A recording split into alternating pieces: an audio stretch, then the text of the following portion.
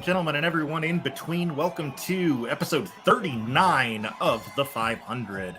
This is the show where we have taken Pro Wrestling Illustrated's PWI 500. The new list drops this Wednesday online. The physical copy will hit newsstands in a couple weeks.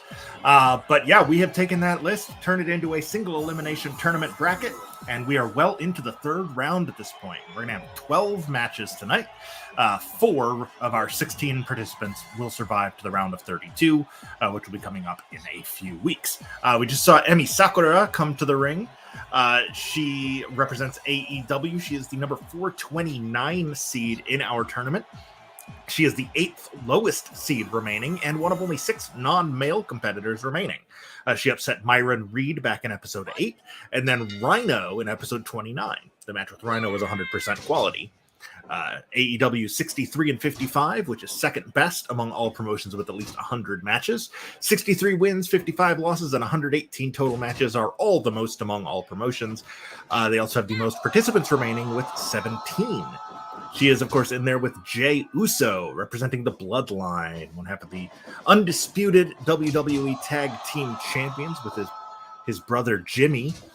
He defeated Janai Kai way back in episode 7, and then Psycho Clown in episode 29, which was the 8th shortest match of the tournament at only 8 minutes 46 seconds. Again, mention the win-loss record for the promotions themselves. WWE is 59-49, which is the best among all promotions with at least 30 matches.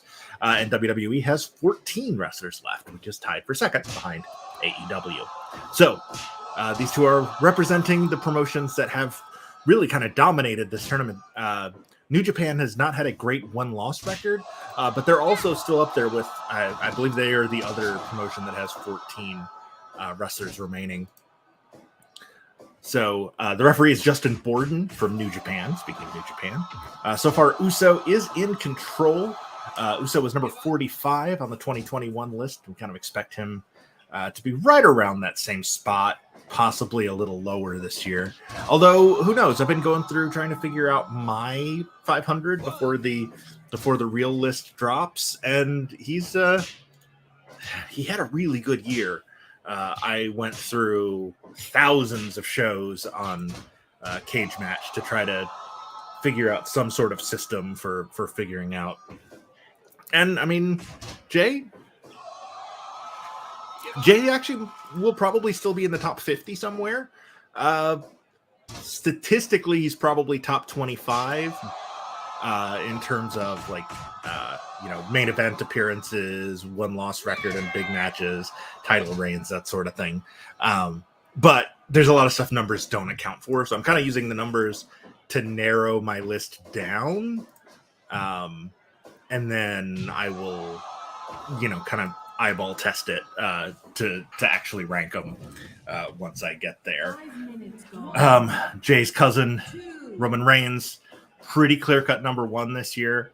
He's been the Universal Champion for 2 years. He won the WWE title, unified the belts earlier this year. Really hard to argue with him being number 1. Number 2 is where it starts to get interesting. Do you go with the guy who has been consistently near the top of AEW with Jon Moxley? Or do you take the guy who, when he was on top, being Hangman Page? I feel like it's kind of a 2-horse race between those two. They'll probably be 2 and 3 on my list, just not sure what order.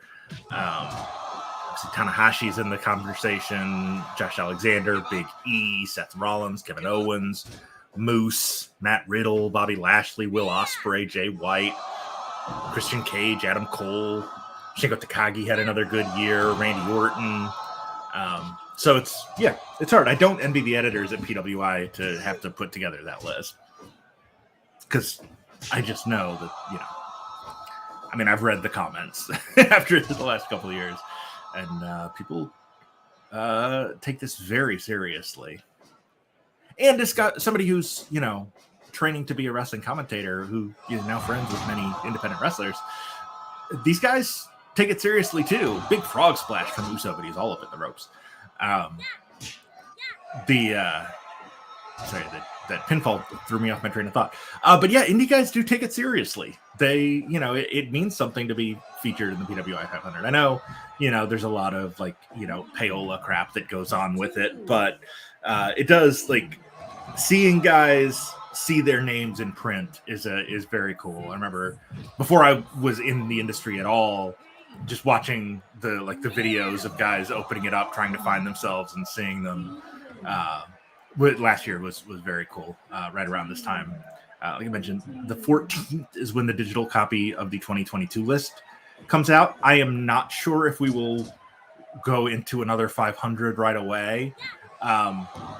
What I would kind of like to do, because by the time this wraps up in October-ish, I don't remember the exact date.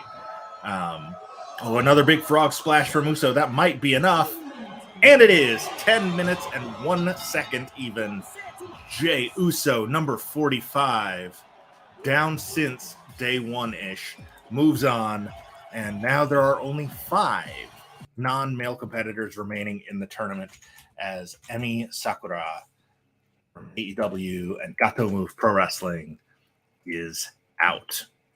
So, that is not the... You didn't need to say that. That's just my little cheat sheet for keeping track of who is going where. So, yes, so no Emi Sakura. We now know Uso will face either Dolph Ziggler or Tetsuya Naito, depending on the results of a match we will have later on tonight. Jey Uso, number 45, over number 429, Emi Sakura. We kind of jumped right into tonight's show. How's everybody doing tonight? It's starting to actually feel like night. I don't remember when. I'm guessing it's the cold. I honestly don't know. It just feels late for only being 7:38 Central Time. But it's dark out, so I guess that'd do it. But yeah, so Jey Uso moves on. We will see him again later tonight against either Endo or Ziggler. I'm gonna get the second match set up. But wow, a lot has changed since the last time I saw you. We did an early stream last week because I didn't want to compete with. I mean, I have no competition, obviously, but I wanted to watch All Out. I was there live last year. I wasn't going to get to Chicago this year, but I wanted to watch it. So we did the stream a little early last week. And then, boy, oh boy, did things go very wrong in the world of AEW that night. If you haven't been following the news, which, man, I almost envy you, but they did a press scrum after the show, which they do a lot.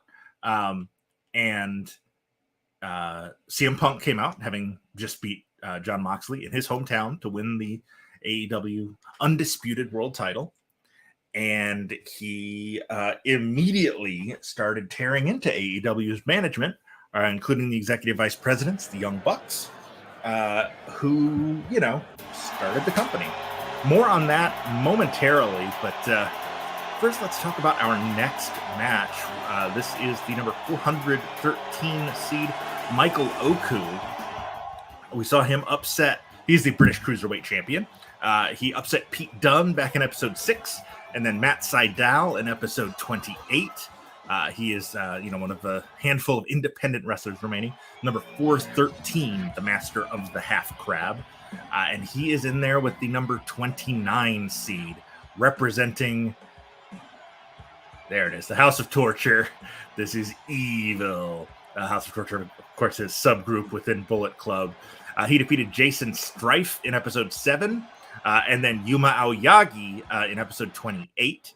Again, representing New Japan, which is 39-42 in the tournament, which is actually the worst record among promotions with at least 25 matches, but they do still have 15 wrestlers remaining, which is tied for second most, tied with WWE behind AEW.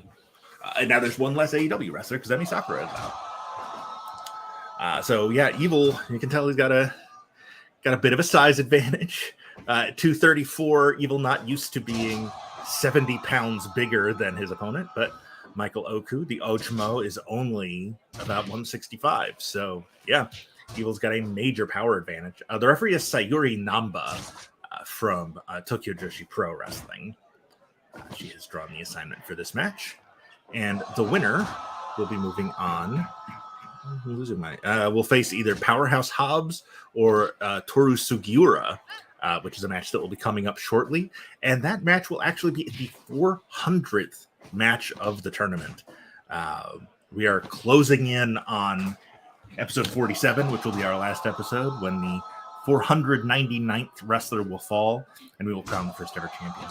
But like I was saying, by the time we do our last show, by the time episode 47 comes out, the PWI Women's 150 will be out.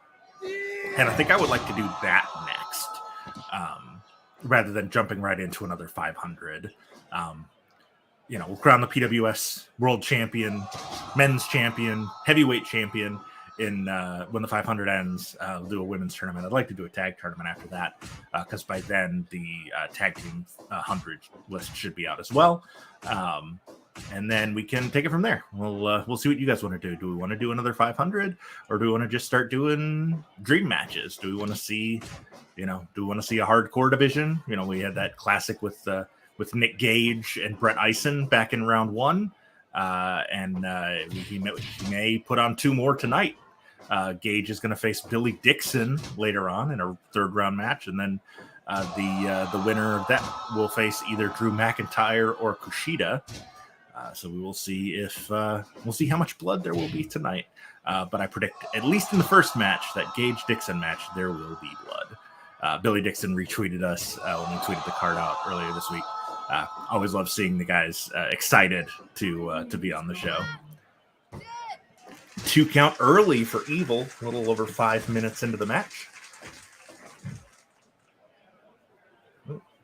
Getting a little laggy there. I'm not sure if that came across on the stream or if it's just an issue with my capture card. That Fujiwara armbar variation almost kind of crossed it with a stump puller there, pulling back the arm of Oku. Oku now sends Evil into the corner. So Punk starts blasting the EVPs, starts blasting his old friend Colt Cabana. Nice pinning combination from Oku, only gets 1. My apologies, my DualShock battery is low. I apparently did not charge it after last week's show, because I believe that was the last time I used it. No, I did update the rosters earlier this week and tried to keep up with the title changes. But man, Punk really kind of burning some bridges, which would be one thing. That would be a piece of news. Just him going off on everything that moves, except Adam Cole. He had nice things to say about Adam Cole today. Destroyer from Oku out of the top rope. I guess that's a British destroyer, followed by a moonsault. Sayuri Namba all over that. They were in the ropes, no count on the pin. But apparently after the media scrum back in the locker room, the EVPs, along with their associates, Brandon Cutler, Michael Nakazawa, and head of talent relations, Christopher Daniels, went to confront Punk about those words, which then turned into a fight. And apparently at some point, Kenny Omega grabbed Punk's dog. He claims he was trying to protect it from the fight that was happening, but I guess this drew the ire of Punk's friend and AEW coach Ace Steel. Everything is evil. 1, 2. Oh man, 2 count only there for Evil. Ace Steel bit Kenny Omega. So Steel, Punk, Omega, the Jacksons, Cutler, and Nakazawa and Daniels have all been suspended. Pending, the speculation going around is that either Punk or the Young Bucks has to go, which is just bananas considering how much has changed in the last year. Punk coming to AEW because it was, like a worker's paradise.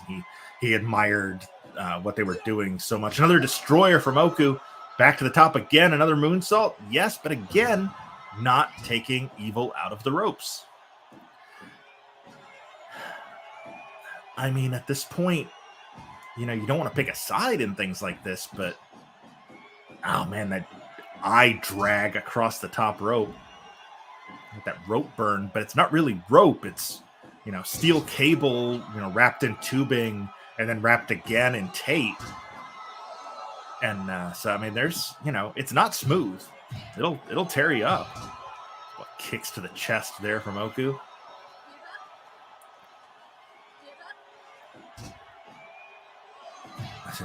Evil's just like, nah, I'm just going to kick you in the midsection. Oh, victory roll from Oku. 1, 2. Oh, felt like Namba hesitated on that 3 count there. Big elbow off the top from Evil. But I don't know, man. It seems like the constant in all of Punk's problems is Punk going back to everything is evil. But he was in the ropes this time. Now we're just trading blows back and forth. Back and forth. Discus lariat from Oku and a rolling elbow from Evil. Dragging him into the center of the ring. Oku with a leg trip. Now he's doing the dragging. Into the half crab. That's his finish. Namba in there checking on Evil. Boot to the midsection. In control here now.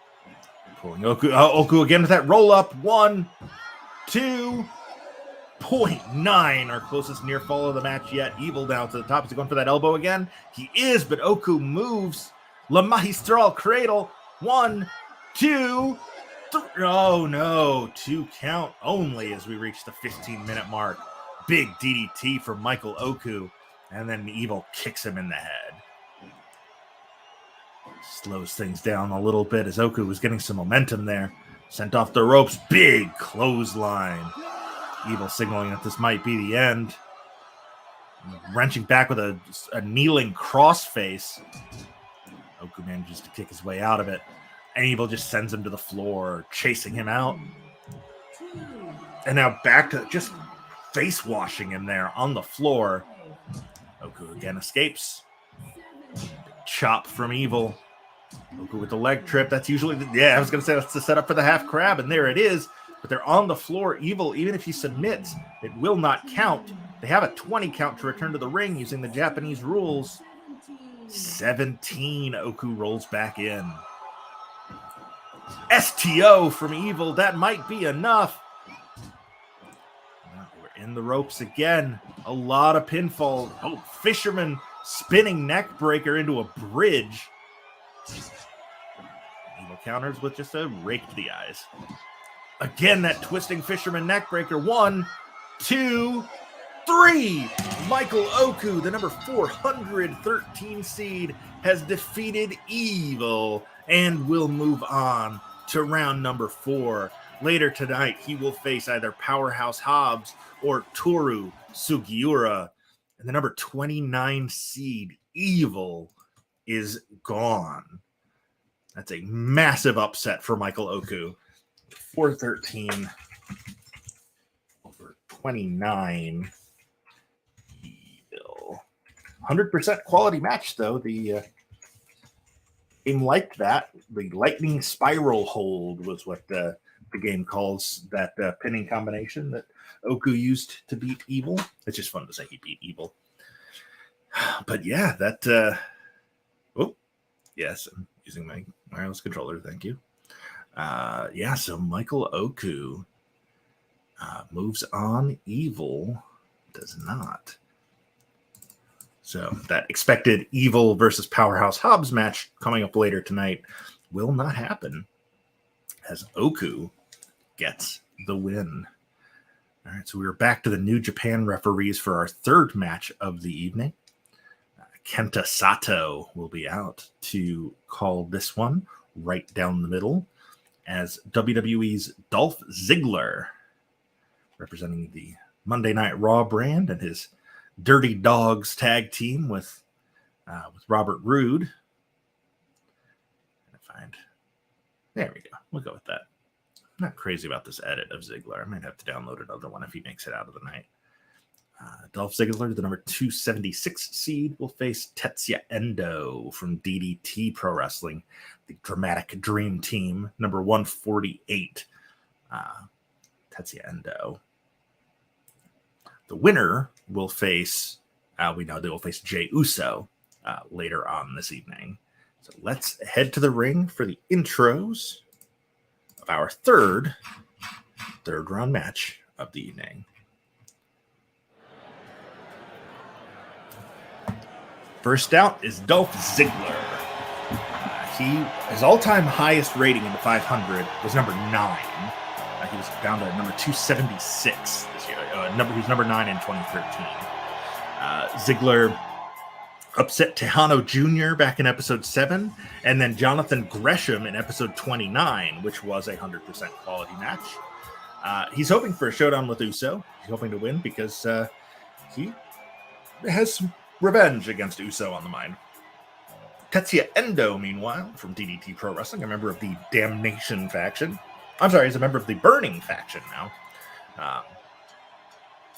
He represented DDT. He defeated Arik Cannon back in episode 7, and then pulled off an upset against Fred Yehi in episode 29.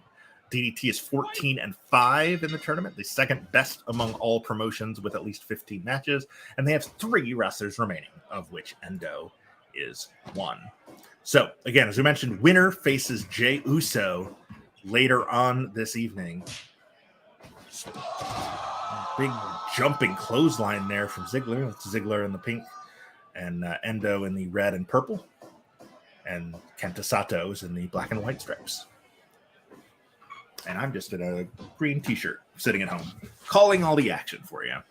Guys, I am out of the loop as far as wrestling training goes. I wish I had some cool news for you, but unfortunately last week my wife tested positive for COVID-19.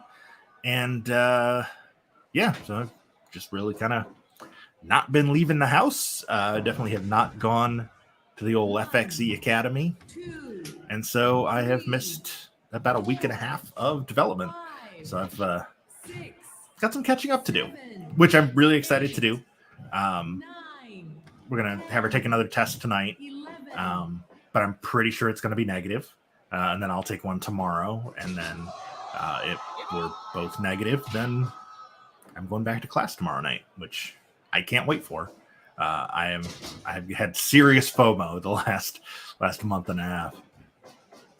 Ziggler with a running elbow. Went for a big thrust kick, but Endo was not there. Went for suplex now. Nope. Reversed. Into a suplex of his own. Sort of circling each other. Scooping a slam there by Endo. A rear chin lock. You can see he's digging that knee into Ziggler's back for extra leverage, but Ziggler did manage to get into the ropes, so Kenta Sato made him break it. Trading strikes there. Ziggler came out on top. A kick to the head there from Endo. All right, you may have won that battle, but the war isn't over yet. Ziggler misses a drop kick, and now Endo capitalizes immediately with a camel clutch. Suplex drops Ziggler almost in the ropes. I thought he was going to try and suplex him out of the ring, but he didn't wind up doing it. Swings and misses with the forearm. Swinging neck breaker from Ziggler. Ziggler now dragging Endo toward the center of the ring. Goes for the cover. It's a lateral press. Does not hook the leg, and Endo easily able to kick out.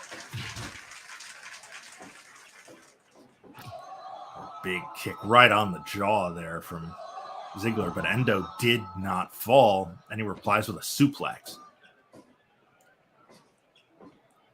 Goes for another kick. Finally nails one with that spinning back kick to the midsection. Ziggler with the roll-up. We saw Michael Oku do this a few times against Evil, and he eventually was able to pick up the win. Ziggler was hoping for a similar result here against Tetsuya Endo. Another twisting roll-up pin. 1, count only. And a DDT from Endo. Off the ropes. Running double stomp to the midsection. And then a punch to the gut as well. A big forearm. Scoop and a slam from Ziggler. Into the half crab now.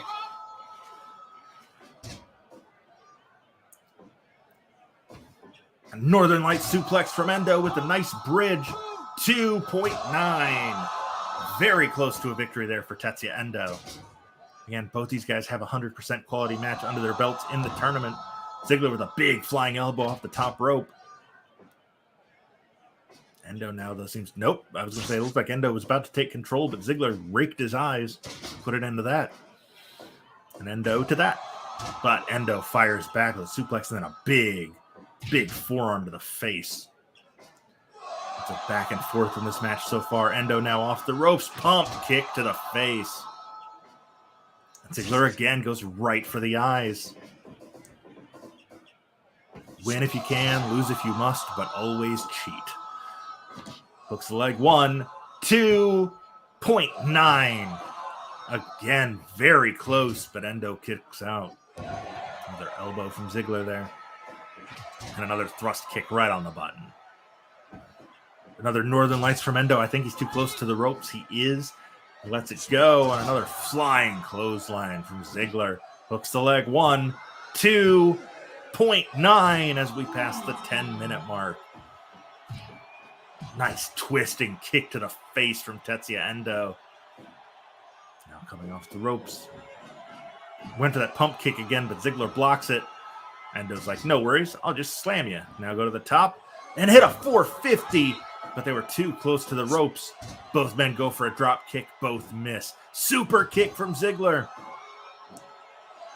Are we going for the zigzag now?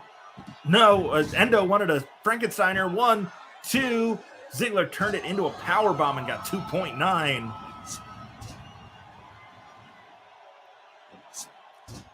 Ziggler swings and misses again with a drop kick. X Factor.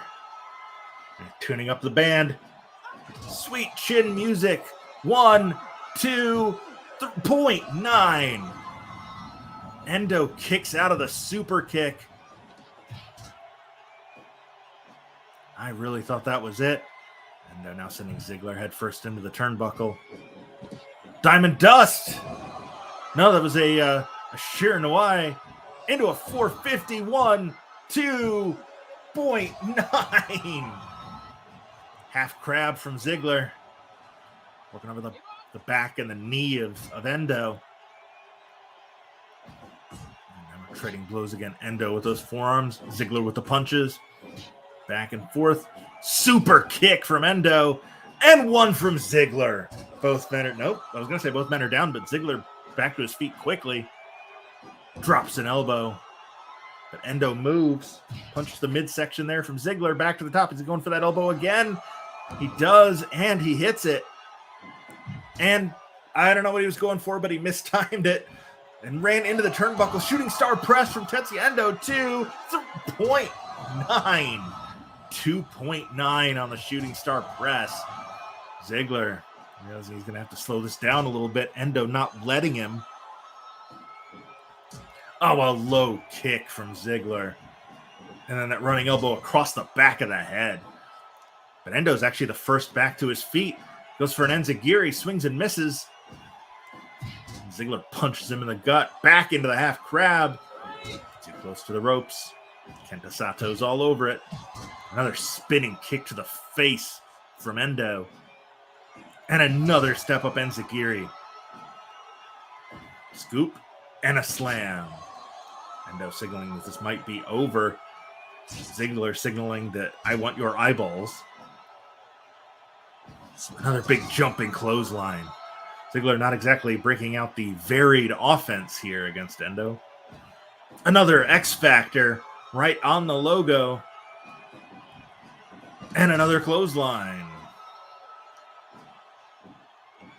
Swings and misses on the drop kick. Endo managed to dodge it. Sends him off the ropes.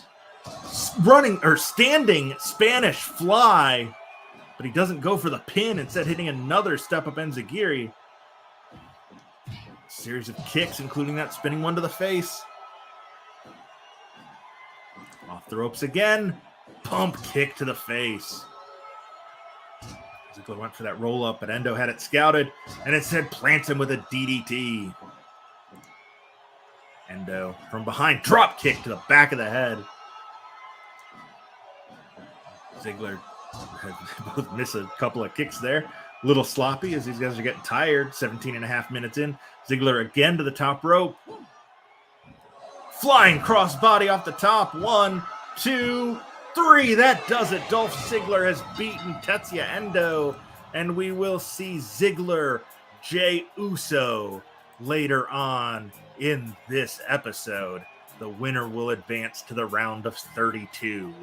Which will be happening in 6 weeks on episode 45. Episodes 45 and 46. That match in particular will be on the episode 45. But yeah, another upset. It looked like the favorites were off to a good start when Jey Uso beat Emi Sakura in our opener. But since then, Michael Oku and now Dolph Ziggler have pulled off the upsets. Number 148, Tetsuya Endo is out at their second straight 100% quality match. It has been a very strong show in ring so far. Ziggler over Endo. He will face Uso later on tonight. But there ain't no party like a PWS party, because a PWS party don't stop. And we are rolling straight into our next match. As soon as I get the participants added, we will see AEW's Powerhouse Hobbs as he takes on Pro Wrestling Freedom's Toru Sugiura, who has had a strong showing for himself at the 292 seed. Meanwhile, Powerhouse is number 93. Right. So let's get... I have so many promotions in this game because I've tried to make them all as accurate as I can. So wrestlers are coming out with proper logos and all of that.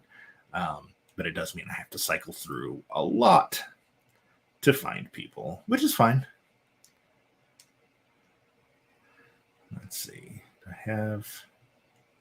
For whatever reason, my Powerhouse edit does not have the singlet. It just has the tights. Or the trunks, rather. No, tights. One of these days I'll get the nomenclature right. I don't know why that's the thing that trips me up. So I pop my headphones out. I can still talk to you. I just can't hear you. There we go. Hi.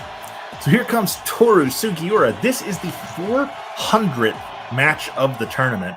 After this match, only 100 wrestlers will remain. So... Toru Sugiura, number 292 seed. He upset Chris Sabin back in episode 6, and then Bryan Danielson in episode 28. Sugiura is the only representative of Pro Wrestling Freedoms in the tournament.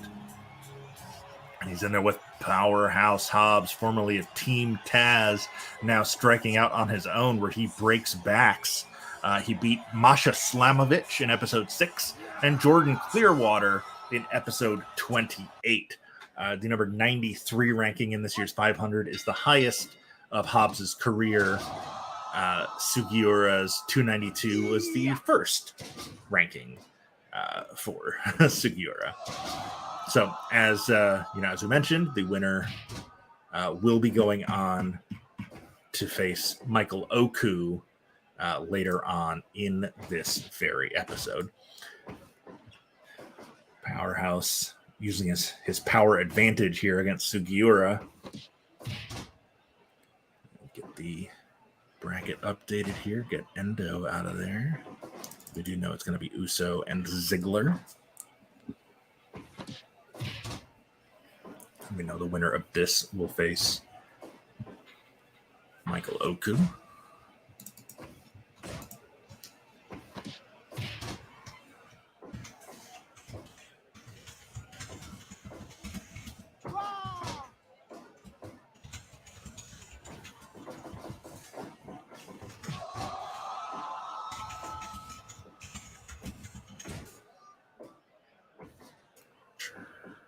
You have a WWE referee lined up for that Uso Ziggler match because I like to have, if it's a intra-promotional match, I like to have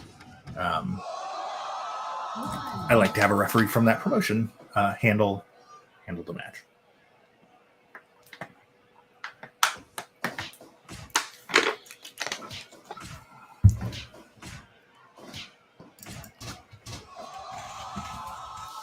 So we know based on the seeds, we're going to do the matches in order, lowest seeds to highest. So the, chalk matches happen later in the show, which is what we'll see later. Our last match for the intermission will be Big E against Matt Jackson.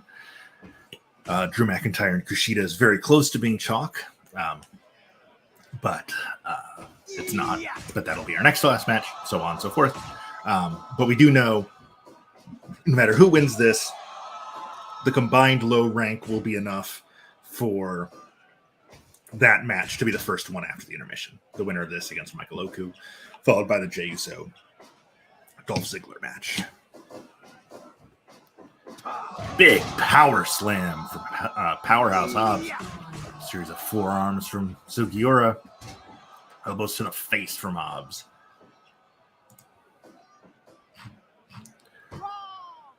Is that Marty Asami as the referee? I know I set it up. Yeah, it is Marty Asami as the referee. We already saw Evil get upset in this bracket by Oku. Sugiura hoping to do the same. Of course, will not be quite on the same level as that one. Sugiura 292, Powerhouse 93, whereas Oku was 413 against Evil's 29. Hobbs has Sugiura by about 55 pounds. Plus a couple of inches, but Sugiura hanging in there with him as we close in on the 6.5 minute mark. I think Hobbs not quite sure what to make of Toru Sugiura at this point, which Sugiura is using to his advantage. Neck crank here. It's technically a legal wrestling move, but and it is brutal. Hobbs with a gourd buster. Sure what he's going for now other than adjusting his tights. Big forearm to the face. Northern Light suplex. But he's in the ropes.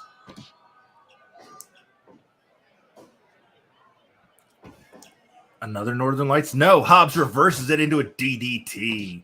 Just spiking Sugiura on top of his head. Dropping an elbow almost across the throat. Very high on the chest and shoulders. Speaking of shoulders, running shoulder block there from Sugiura to regain control and a discus lariat. Big headbutt now from Sugiura. Hobbs back to his feet. Scoop. Oklahoma Stampede power slam. 1, 2.9. That is the move that he used to beat Masha Slamovich 33 episodes ago. Oh my goodness. Brutal move from Sugiura. 2.9. I genuinely don't know what to call that. It was like a fisherman's Michinoku driver. I'm sure it has a very cool name, but I don't know it, unfortunately. Big clothesline there from Hobbs. Hobbs with an elbow to the spine. Sugiura now slamming Hobbs head first into the corner. Putting him on the top rope. I thought he was going for a superplex, but a headbutt from Hobbs, and that headbutt busted Sugiura open. Big cut above the eye of Toru Sugiura. You can see the blood staining the mat where he had fallen earlier. Come on, guys, not on the logo. You have to pay so much for that. Flying clothesline from Hobbs. But Sugiura's up first. Going for a power bomb. Yes! Jackknife powerbomb from Toru Sugiura, followed by a discus lariat. It's like the sight of his own blood has pumped Sugiura up. Hobbs puts a stop to that, though, with those elbows to the face. And a big drop kick. Sidewalk slam from Hobbs. Pulling Sugiura to his feet. Nice sent to the floor. And Sugiura doing the smart thing, not diving out after him, just standing in the middle of the ring, catching his breath. Neither man wants to make the first move and potentially mess it up. Sugiura going for another powerbomb. Hobbs backdrops out of it. Speaking of making that first mistake. And now Hobbs with a big clothesline. Sugiura again going for sort of a sitting out dominator, but he was in the ropes. Marty Asami saw it. Going for a powerbomb again.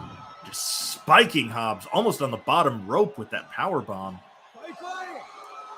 Sugiura pumping the crowd up. Hobbs gets him in that shoulder-mounted power slam. 1, 2, 3. That does it. Powerhouse Hobbs moves on to the round of 64 and a showdown with Michael Oku. Powerhouse Hobbs, number 93, moves on.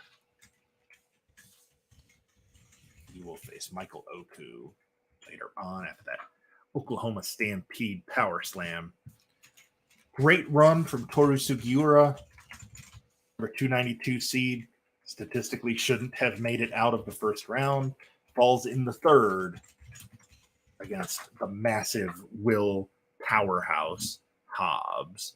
So now we know it will be Hobbs and Oku, our first match back from intermission. And that also means Toru Sugiura is the 100th wrestler eliminated from the 500. We are officially 80% of the way through the tournament here in episode 39. Episode 47 will be the finale. As we close in on that, that is just 8 weeks away. Like November 6th is going to be the finale. The more I think about it, the more I'm thinking I probably will want to just kind of go straight into a women's tournament. I think that's probably the way to go after this one. I'm not sure I got another 500 in me right away. Good news on the mic front. My former and still technically co-host Mike San Gregorio has, if you follow him on social media, his son has been sick the entirety of his very short life thus far, and but he's doing very well. He's reacting well to his most recent treatments. So we're all very happy to hear that news. We're very, we're all pulling for the little guy. We're all Team Danny here at Pro Wrestling Simulated. So Mike, whenever you're ready, welcoming you back with open arms. Hope you can meet me. Hope you can join me for the finale. But of course, obviously, I understand if you can't. Time for our 5th match of the night. Mysterious Q is the first man out. The Houston native, making only his 2nd appearance in the PWI 500 in 2021. He beat Devon Monroe back in episode 21, and then Jamie Senegal in episode 28. Now he has to face the ace of All Japan Pro Wrestling, Kento Miyahara, who defeated Kevin Koo back in episode 7, which was a 100% quality match that was the 6th longest match of the tournament. And then he upset Eric Young back in episode 29. All Japan is 12-3, which is the best record among all promotions with at least 15 matches. And he is one of 3 All Japan wrestlers remaining. Big arm drag from Mysterious Q. Excuse me.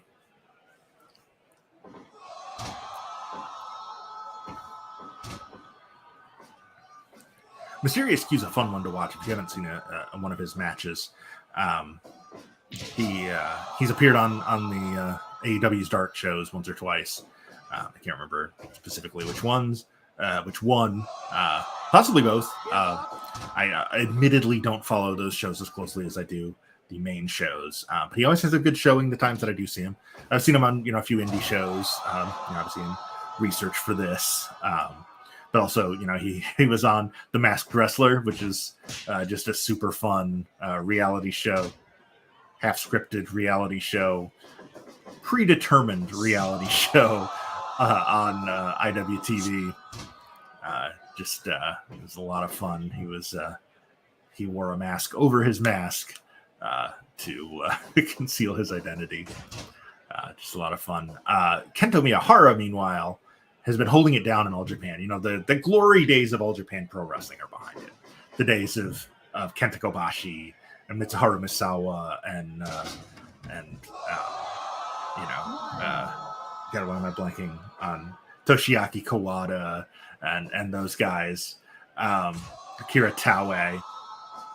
You know, those days are behind it. New Japan has supplanted it as the number one promotion in Japan.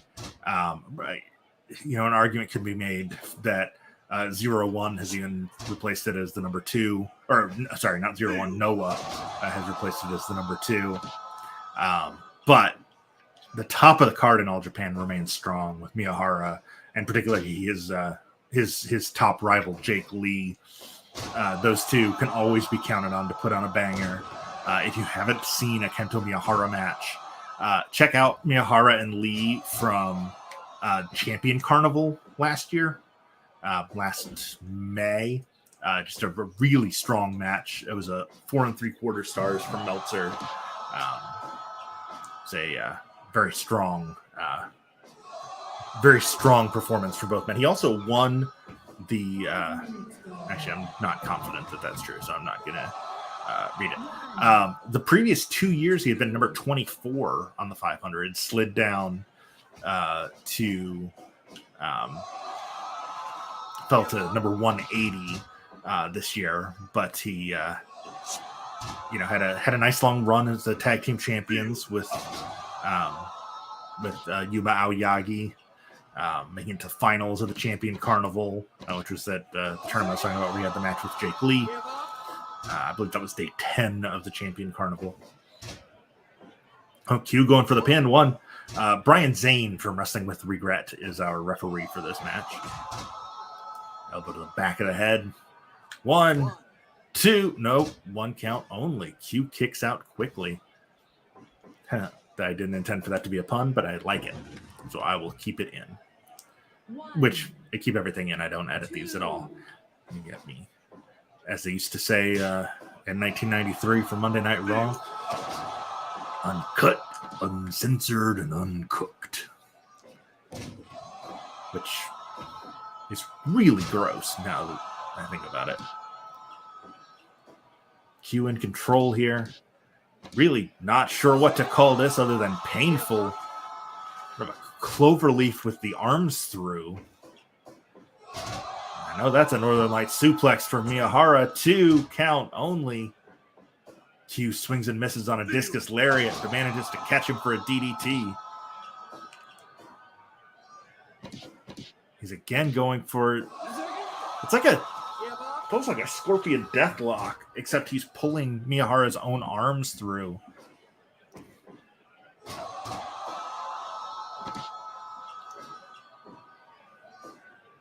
Stomp to the inside of the knee there from Miyahara.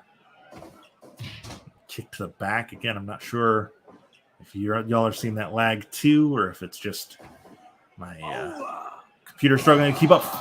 Michinoku driver. 1, 2. 2 count only. Miyahara back up and stomps on his head. Now a series of headbutts.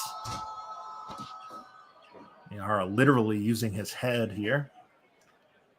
Coming off the ropes. Oh, Busaiku knee. As we pass the 10-minute mark. Mysterious Q with a suplex into a cutter. Which is, I will take credit for that move. I invented it back in my E-Fed days. My luchador character, El Diablo, used that move. We called it El Martillo de Diamante, the diamond hammer, because it was a combination of 2 of my favorite moves of the era, the diamond cutter and the jackhammer. Oh, triangle choke from Miyahara. Q manages to get out of it. That is a brutal hold. Discus lariat connects. Got the arm hooked as well as the rear chin lock. Doesn't quite have his hands hooked, which allowed Miyahara to get out of it. A variation on the key lock there from Mysterious Q into the power slam. 2.9. Miyahara kicks out as we pass the 12-minute mark of this match. Brain buster. Now Miyahara to the top rope. Q to his feet. Shotgun missile drop kick. Pulls Q to his feet. Nope. Q turning it into a forward pile driver. Sort of Styles Clash without the arms hooked. Too close to the ropes. Brian Zane not going to count that. Snap suplex from Mysterious Q. Goes for the pin. 1, 2. Kick out by Miyahara. 13 and a half minutes have gone now. And Miyahara again returns to the headbutts. Go behind. Nope. Variation on the arm drag. Mysterious Q now dragging Miyahara away from the ropes. Punch to the midsection. They're now trading strikes. The chest slaps from Mysterious Q. The punches. Discus forearm from Q. And then Miyahara replies with a headbutt of his own. Off the ropes. Another big knee to the face. Hooks the leg. 1, 2, 3.9. Q gets the shoulder up at the 15-minute mark. I really thought that was it. And another massive knee in the corner. That's knee in the corner. That's knee in the spotlight. And Q is losing his religion. Step up Enziguri attempt by Q. Swings and misses. Going for a suplex, but it's Miyahara that lands it. Kento Miyahara. I thought he was going off the ropes for that Busaiku knee, but he accidentally takes down Brian Zane. The referee is down and bloodied. Cutter from the Mysterious Q. Hooks the leg. 1, 2. Oh, only a 2 count. Miyahara with a back elbow, signaling that this might be over. Pump kick to the face and Q is down. Discus forearm attempt misses. Tiger driver variation, sort of a lifting pedigree. 1, 2.9 again. As we reach the 17.5-minute mark, another cutter from Mysterious Q. Hooks the leg. Too close to the ropes again. Leg trip, sort of a judo throw, almost an STO, but doesn't take him quite all the way down like you would on an STO. There's the axe kick. Shades of his mentor, Booker T. 2. Kick out again by Miyahara. And another cutter. Pulls him over again, right into the ropes. Northern Lights suplex by Miyahara. 1, 2. Mysterious Q kicks out as we approach the 19-minute mark now. Miyahara again with the headbutts. Go behind, elbow to the face from the Mysterious Q, and a snap suplex. Keep dragging Miyahara away from the ropes. Miyahara just punches him in the gut. Q doesn't like that, so he sends him to the floor. Kento doesn't stay out there long, though, as he returns to the ring. Snap suplex by Q, and we have now passed the 20-minute mark of this one. You guys are putting on a show here. Again, going for that lifting pedigree variation is Miyahara. 1, 2, 3. That is enough. Kento Miyahara advances to the round of 64. We will see him against either Big E or Matt Jackson later on in this episode. Big win for Miyahara, and a great showing from Mysterious Q, the number 205 seed, lasting into the round of 128 before coming up just a little short against the number 180 seed. Kento Miyahara moves on to the round of 64.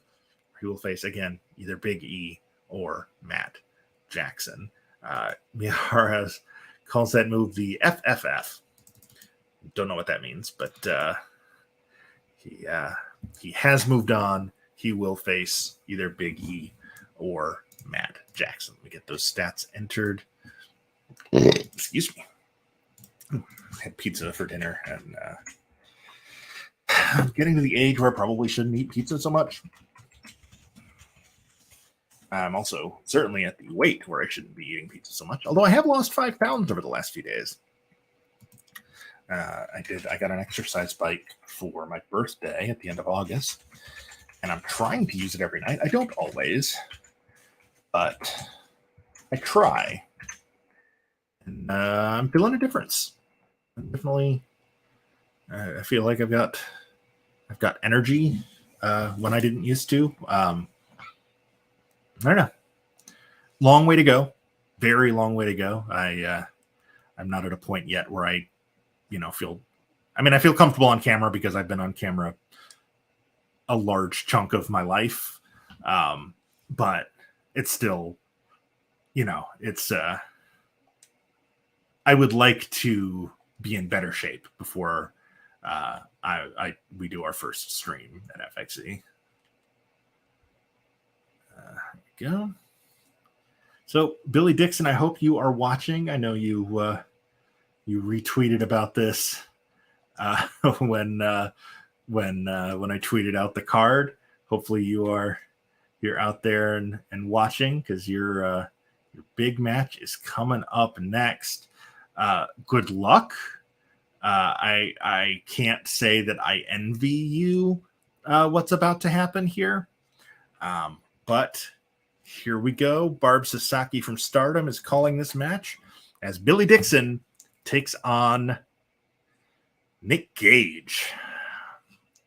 So Dixon's going to be out first. We saw him defeat Davien in episode 21 and then Saki Akai in episode 28. This will be his first match against a male opponent in this tournament. Just the way the bracket worked out. Making his way to the ring, the number 189 ranked wrestler on the 500 in only his 4th year in the business. So he's definitely a guy on the come up. And here comes Nick Gage. He defeated Brett Eisen back in episode 5. It was a 100% quality match and the longest match of the tournament at 48 minutes and 35 seconds. He then beat LA Park in episode 28. 48 and a half minutes of the bloodiest match I may have ever seen. It was gross. So I don't envy Billy Dixon in this match. The winner will face the winner of the Drew McIntyre Kushida match, which is still to come on this program. So yeah, we are now down to 99 wrestlers of the original 500. Nick Gage with a camel clutch, not something you see out of him very often. Greco-Roman knuckle lock sends Dixon off the ropes. It's a collision.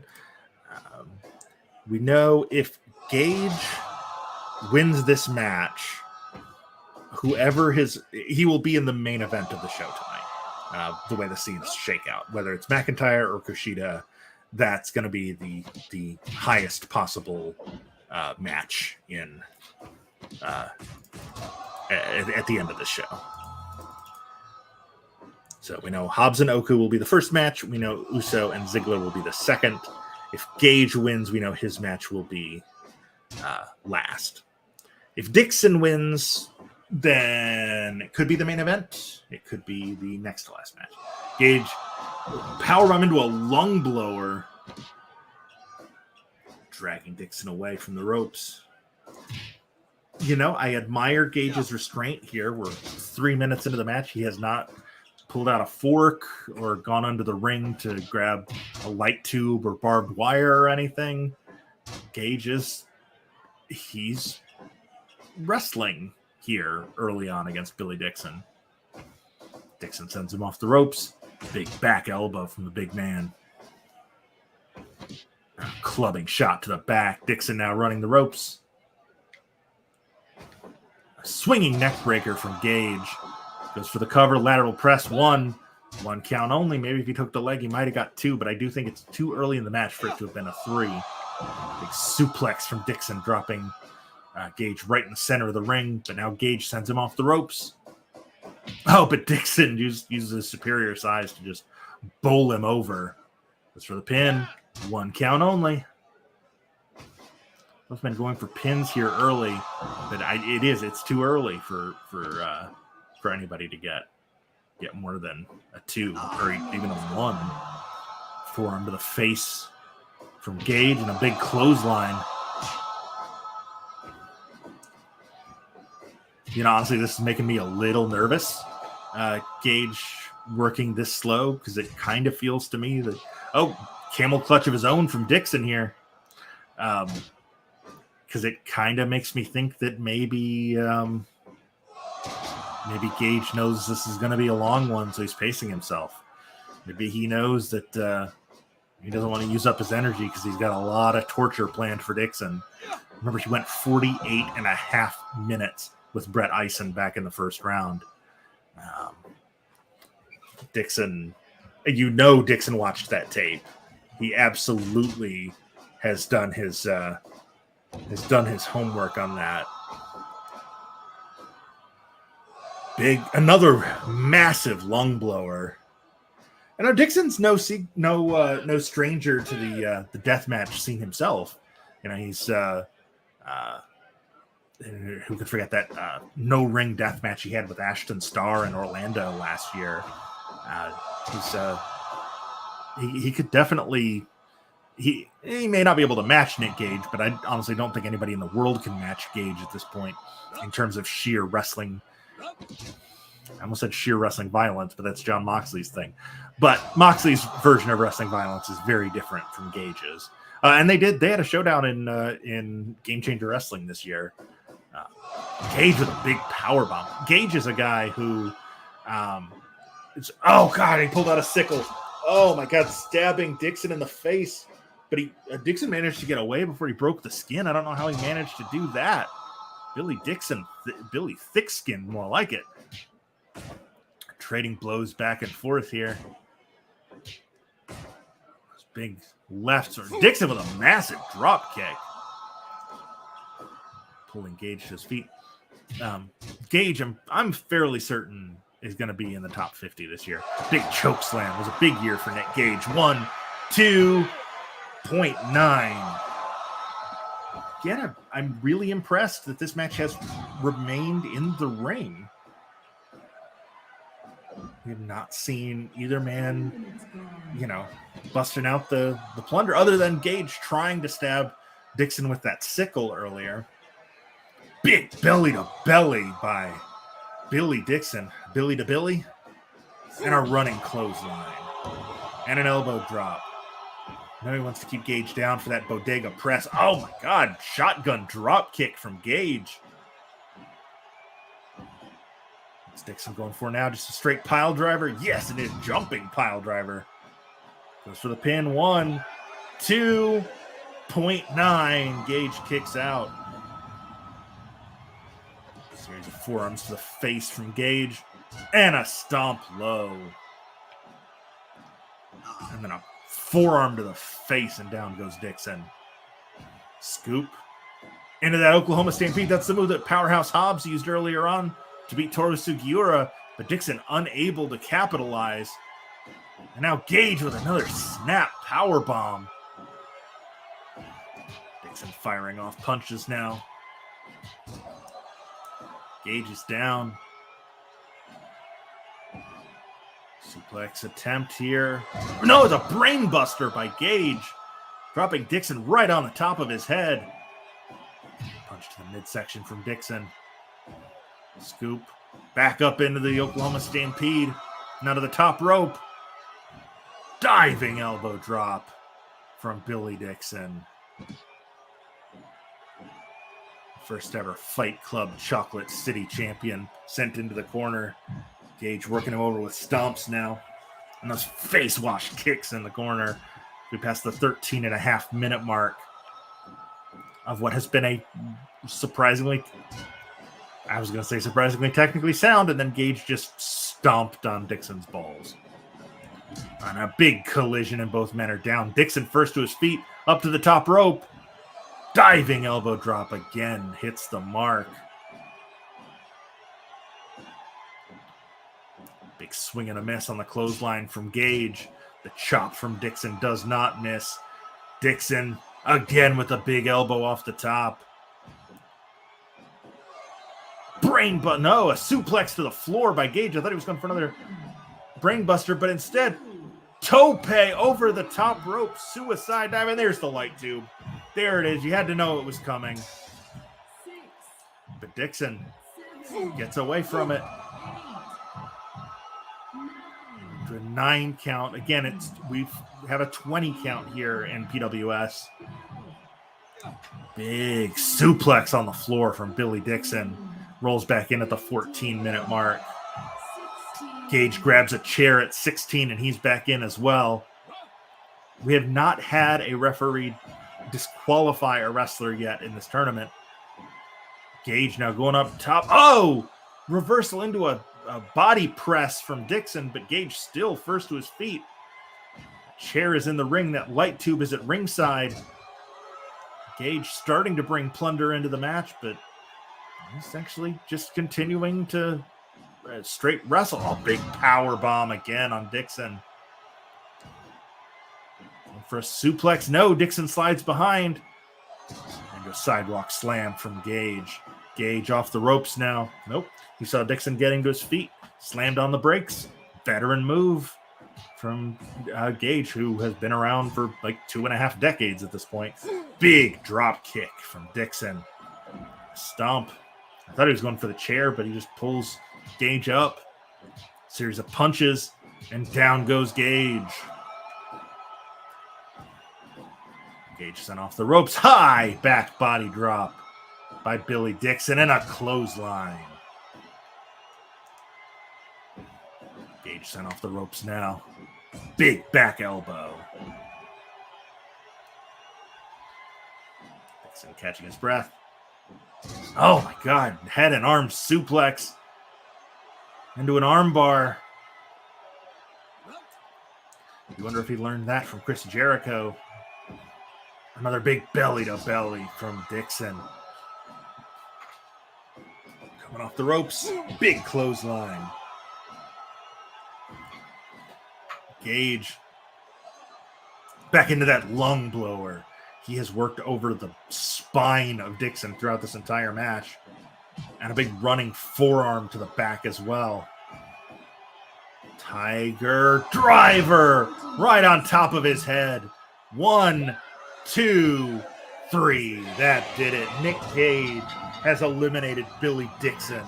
And we'll move on to our main event tonight against either Drew McIntyre or Kushida.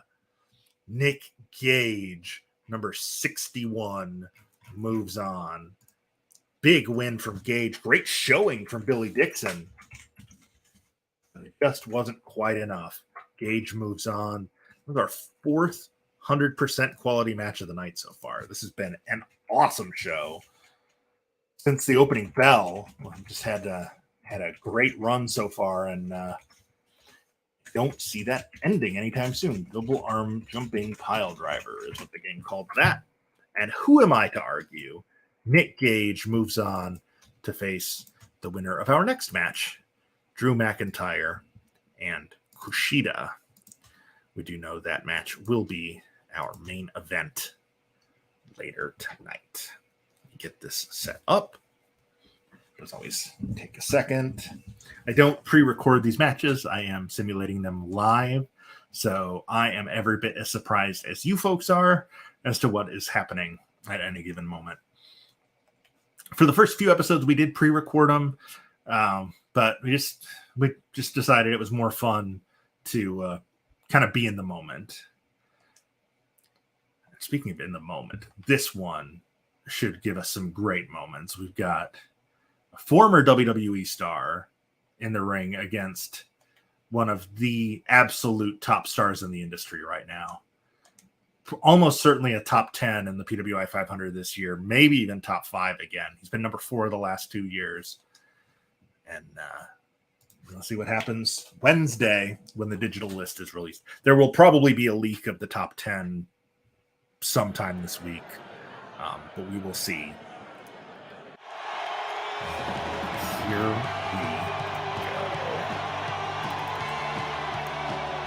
Kushida is the first man out.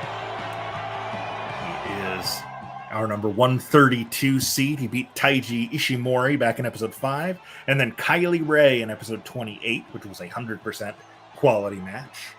Kushida back in New Japan after a stint in WWE, and somebody who is still in WWE, the pride of Air Scotland, 265-pound Drew McIntyre.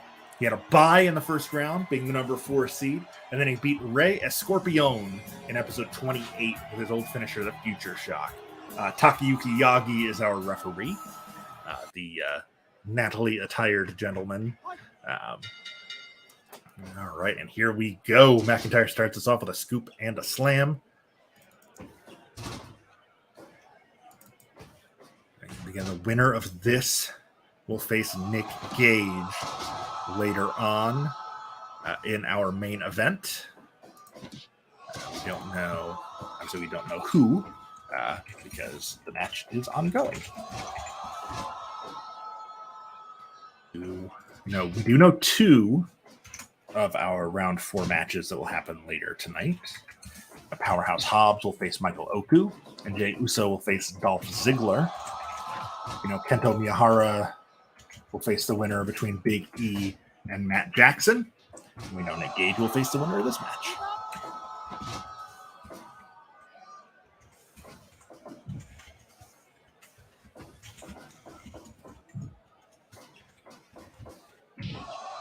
Well, I've got a sort of slow early going. The matches never end super early, so I am getting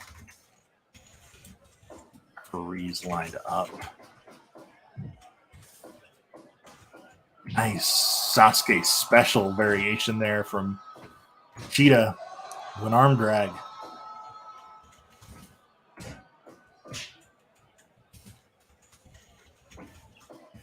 We have had 6 matches.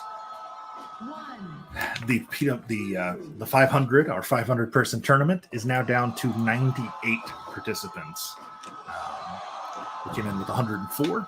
In our 4th match, Powerhouse Hobbs beat Toru Sugiura, making him the 100th man eliminated. One count only, too early. Since then, Mysterious Q and Billy Dixon have also been eliminated. Short arm clothesline from McIntyre, and just a regular arm clothesline. Kushida tired of taking clotheslines, goes with an arm breaker across his shoulder. Cross arm breaker. And McIntyre with a clubbing shot across the spine. McIntyre drops the elbow.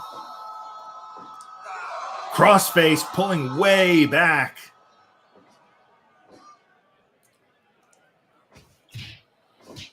Strikes back and forth, kicks from Kushida, punches from McIntyre.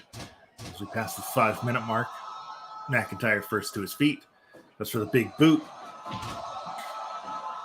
Big clothesline drop toe hold now from Kushida. Back into that armbar. Oh, I don't know what McIntyre was going for, but Kushida reversed it. Big clothesline from McIntyre. Kushida slides between the ropes. Forearm to the face. Sends him off again. Flying forearm.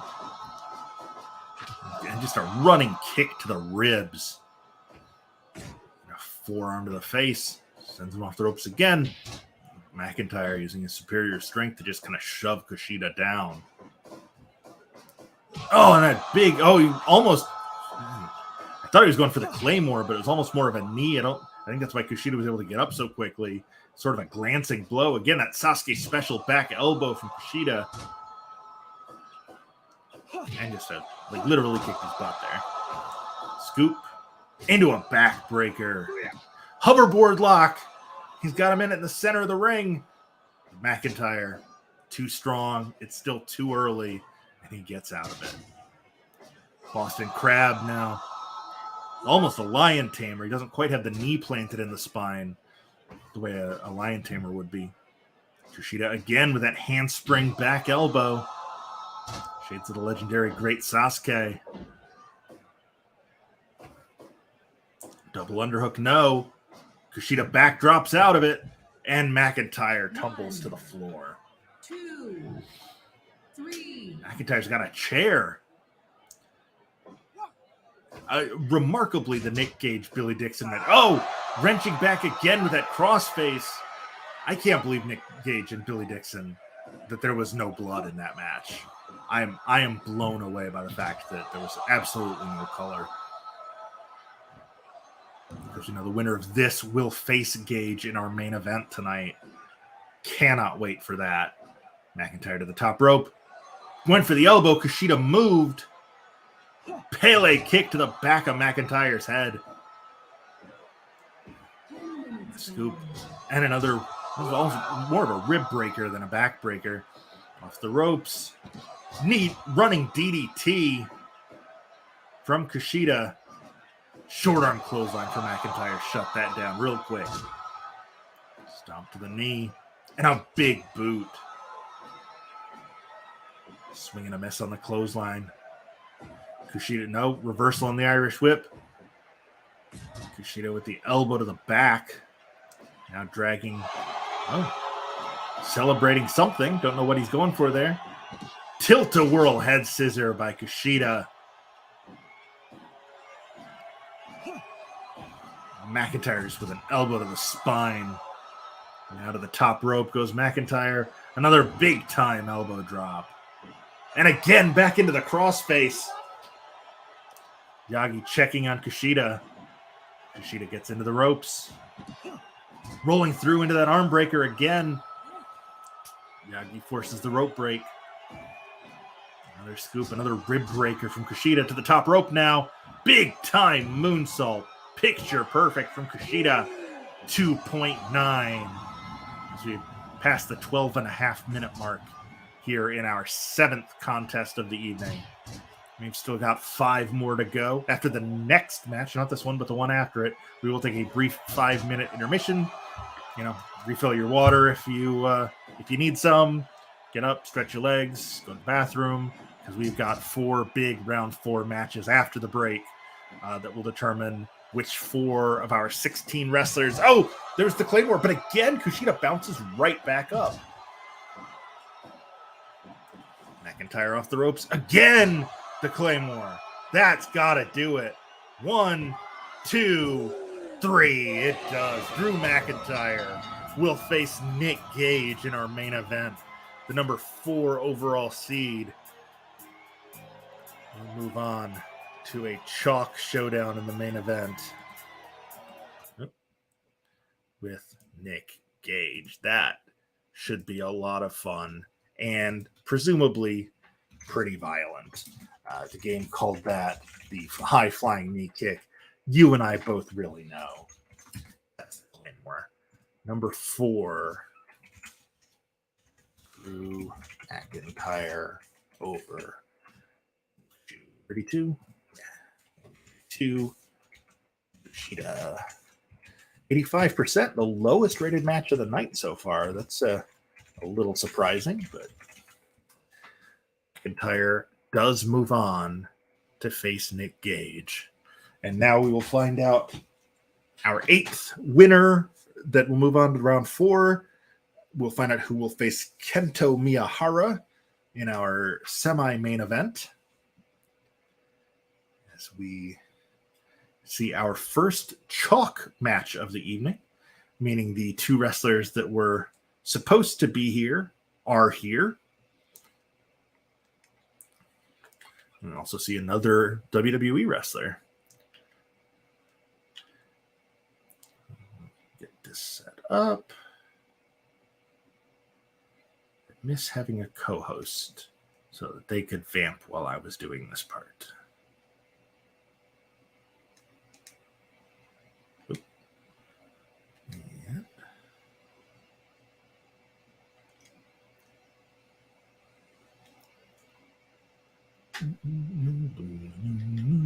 Love the background music in Fire Pro. All right. And here we go.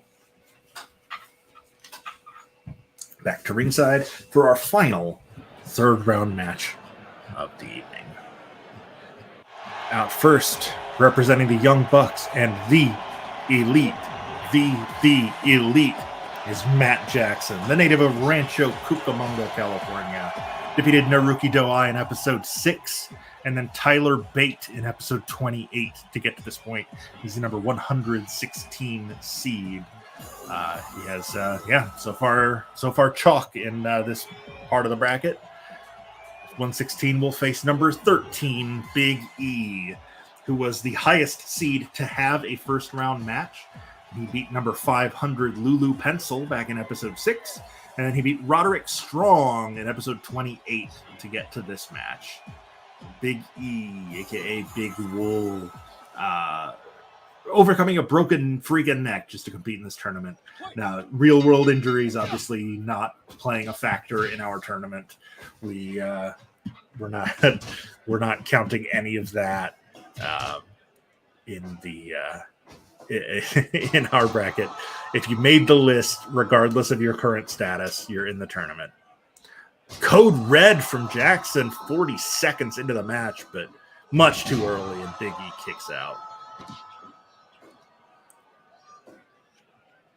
I am excited that we're going to have 2 chalk matches tonight. We haven't had that. Well, we have had that, but having them in 2 different rounds. I don't think we've had a chalk match in the 4th round yet. There have been so many upsets in round 3. So far, of the 7 matches tonight, 5 have gone to the expected winner.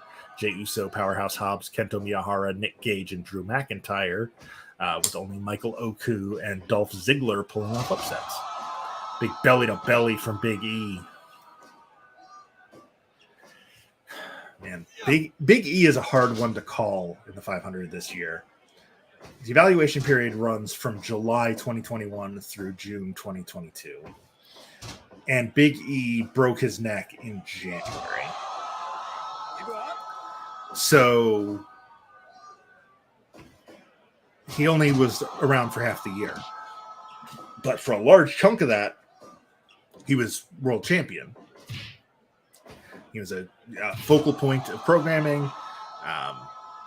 Looked like he, was going to have a big match set up at Mania. And then, a freak accident on a Ridge Holland suplex. And Big E broke his neck. So it's hard to say. He was number 13 in the 2021 list. I suspect he will have slid. Just because he only wrestled half the year. There's only, I hate to say, but there's only so high you can climb if you only wrestled 6 months out of the year. Now I know that in that time he probably had more matches than Roman Reigns did. But Roman Reigns didn't miss any time for injury. He just missed time because they finally figured out how to book a dominant champion, and that was not have him on TV, or have him on TV every week, but not have him lose all the time. So he just didn't have many matches, except on pay-per-views when it counted. So it'll be interesting to see. Big body press. The game calls that, I think, the muscle bomb press. Big E getting the crowd behind him. New Day rocks. They don't quite have the rhythm down, but, credit for trying. New Day rocks. New Day rocks. New Day rocks. Yeah, they don't quite have it. Code Red from Jackson. 1, 2. I'm sorry, Matt Jackson. That was only 2. Elbow to the spine from Big E. Snaps off a Rana as Matt Jackson. Big E now bringing Jackson over into the corner, slamming him head first. Series of shoulders in the midsection. And down goes Matt Jackson. Head to the corner. Jackson out again. I'm not sure what he's going for. A suplex to the floor by Big E. 1. Yukinori Matsui from DDT is our referee for this one. Knee to the midsection from Big E. If Big E wins, then 4 of the 8 wrestlers that we will see after the break, 4 of the 8 wrestlers to advance in this episode will be WWE representatives. Meaning WWE will have gone 4-0 in this episode thus far. AEW, on the other hand, is only 1-1. So Matt would make it 2-1 if he wins, or 1-2 if he loses. Another super kick from Matt Jackson. Dragon screw leg whip. And a kick to the face. Matt coming off the ropes now.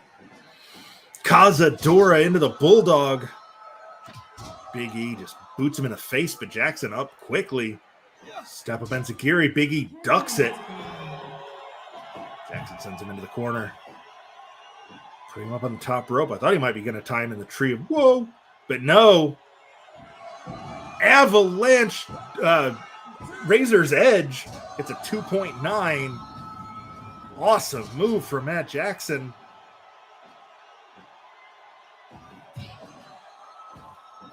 Big E sent off the ropes. Back elbow by Matt. And a super kick. Somersault senton. Big ending. Matt back to his feet. Northern Lights suplex 1, 2.9. Big E kicks out. Forearm to the face from Jackson. Swinging neck breaker. That's in poor taste, Matt. Feeds Big E to his feet. Snaps off another Rana there. Oh, but a backdrop by Big E.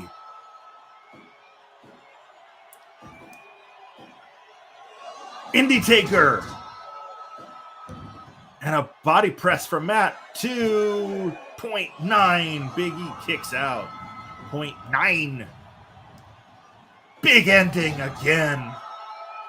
Just spiking Matt Jackson on his head. 2.9. He kicked out. As we pass the 13-minute mark here of our 8th of 12 contests tonight. Super kick from Matt Jackson. And elbow to the back. Super kick again. Punch to the midsection from Big E. Elbow to the spine. And a kick to the midsection. And a knee to the midsection. Big E working over the gut of Matt Jackson here. But Matt gets him back up for that tombstone. The Indie Taker drags him away from the ropes. 1, 2, 3. Matt Jackson pulls off the upset, beating Big E. And Matt Jackson proving that he is not just a member of the Elite, but he is also a member of the Elite. As he takes it, trust me, that makes sense. Think about it. Matt Jackson moves on. The number 116 seed will now face Kento Miyahara later on in this very program. Folks, we are through 2/3 of our episode. I have been talking almost nonstop for an hour and a half at this point. We are going to take a little break here, catch our breath, refill water bottles, do all that kind of stuff, maybe pee. But when we come back, Powerhouse Hobbs against Michael Oku, Jey Uso against Dolph Ziggler, Matt Jackson against Kento Miyahara, and Drew McIntyre against Nick Gage. Those 4 matches will determine 4 more participants in the round of 32. We already know 8 wrestlers who have made it that far. We will have 12 by the time this evening is over. Folks, when we come back, 4 more huge matches. You do not want to miss them. And we will be back in 5.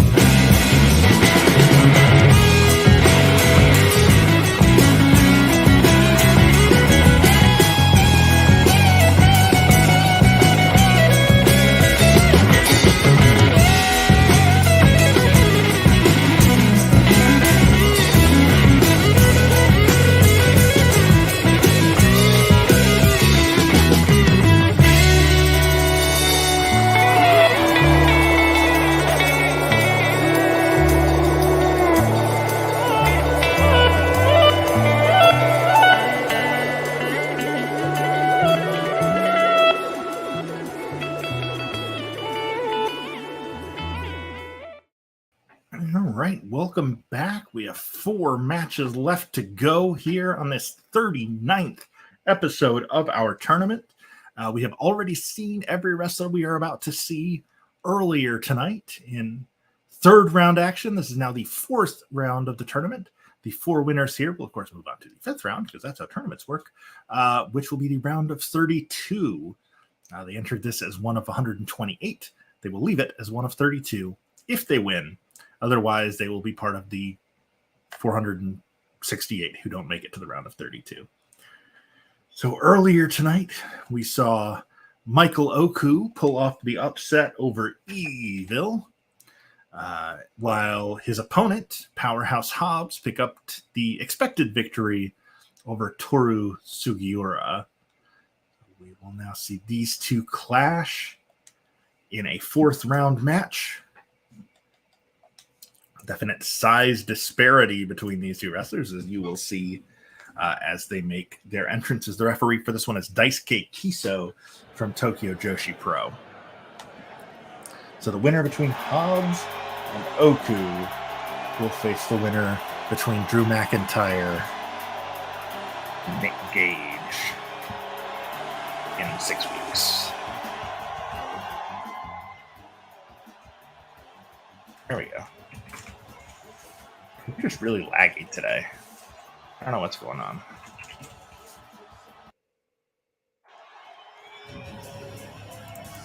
Powerhouse.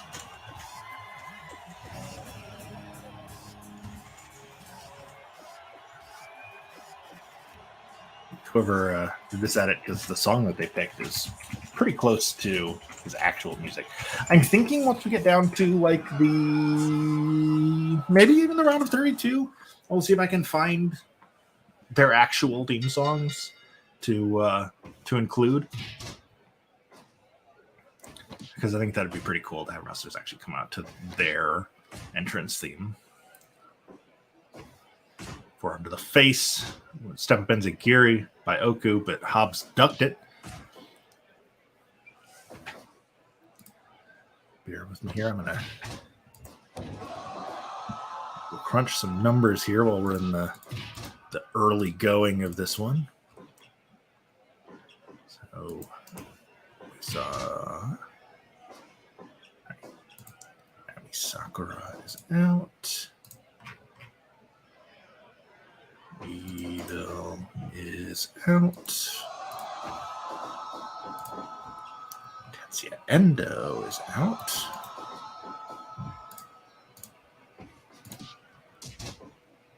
Toru Sugiura is out.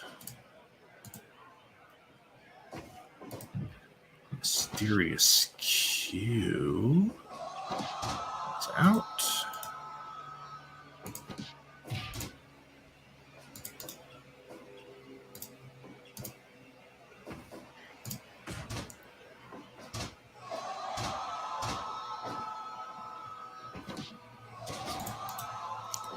Billy Dixon's out. I was excited that he was excited. Sheeta's out. Iggy is out. So promotion wrestler counts. AEW still number 1 with 16 wrestlers left. WWE number 2 now at 13. New Japan 3rd with 12. Impact has not had any tonight. They remain at 8. Excuse me. And Pro Wrestling Freedoms is now out of the tournament after Sugiura's loss. Side suplex. So of the 8 wrestlers we are seeing tonight, 2 of them are from AEW, 3 from WWE, 1 from GCW, 1 from All Japan, and then Michael Oku, the only true independent remaining in this episode. Hoping to survive the show, there are how many independents? There are 19 independents left among the 96 wrestlers. DDT from Oku. It is wild to think we're down to 96. That's that seems so daunting when we started with 500 last year. Oku stomping away on Hobbs. Oku took 17 and a half minutes to beat Evil. Hobbs was able to beat Sugiura in a little shy of 14 minutes. So he would theoretically be slightly fresher, except one, I think Oku is better conditioned than Hobbs. That's not to say Hobbs doesn't have good conditioning, but Oku wrestles that British cruiserweight style, so he is, he's used to long matches. And also his match was earlier than Hobbs's, so he has had more time to recover. But they both had lengthy matches in the first round. So it'll be interesting to see how that, if it plays a factor at all, plays a factor going forward. The winner of this will face the winner between Drew McIntyre and Nick Gage in 6 weeks when we get to the 5th and 6th rounds of the tournament, when the 3rd and 4th are over. Not surprisingly, this is the first ever meeting between Powerhouse Hobbs and Michael Oku. Again, that referee is Daisuke Kiso from Tokyo Joshi Pro.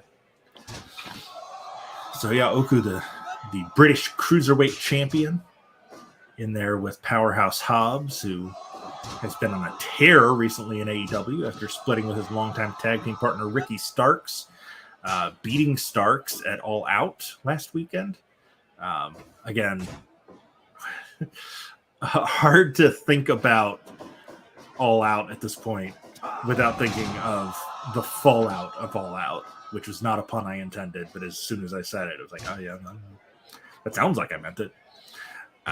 Yeah, that show, that's going to have ripples through wrestling history going forward. People are going to be talking about All Out 2022. People are talking about 2021's All Out for a very different reason.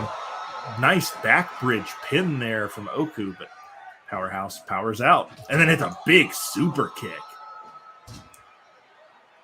Last year's All Out, everybody was buzzing because it was Punk's first match in 7 years. Put on a banger with Darby Allin. That spectacular Lucha Brothers and Young Bucks tag team cage match. Nice roll up from the Ojmo, sorry. Trading blows now are Michael Oku and Powerhouse Hobbs.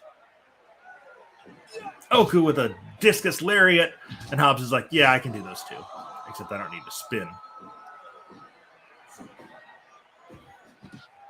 Oh, I thought he was going for a dragon screw, but instead he just single legs him and goes into that trademark half crab. He has the best half crab since Lance Storm.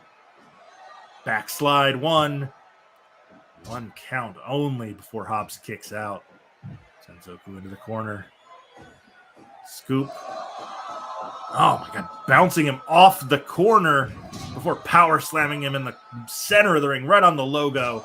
2.9 before Oku kicks out. Oh, there's Oku with that same pinning combination he used to win earlier. That lightning spiral hold he used to beat Evil. Backslide. Hobbs kicks out. Sends him into the corner. Again, he's going for that, slamming him off the corner and then into a power slam in the center of the ring. 2.9. Again, Oku kicks out. Backslide. 1, 2. Hobbs kicks out. It was almost total elimination, except there was nobody doing a spin kick at the same time. Again, that variation bridge pinning combo. 2 count only. And Hobbs is going to slow this down with a delayed vertical suplex, letting the blood rush to Michael Oku's head before dropping him down. What's he setting up for now? Big time tackle out of the corner by Hobbs. Super kick from Oku into the half crab.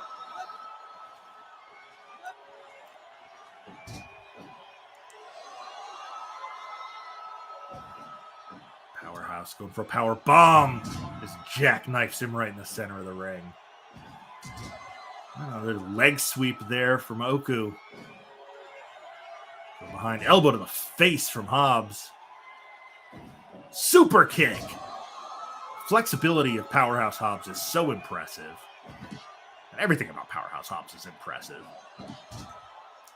Spinning drop toe hold from Oku.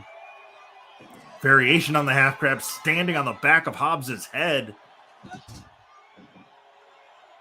Hard to maintain your grip from that angle, though, and Hobbs was able to power out of it.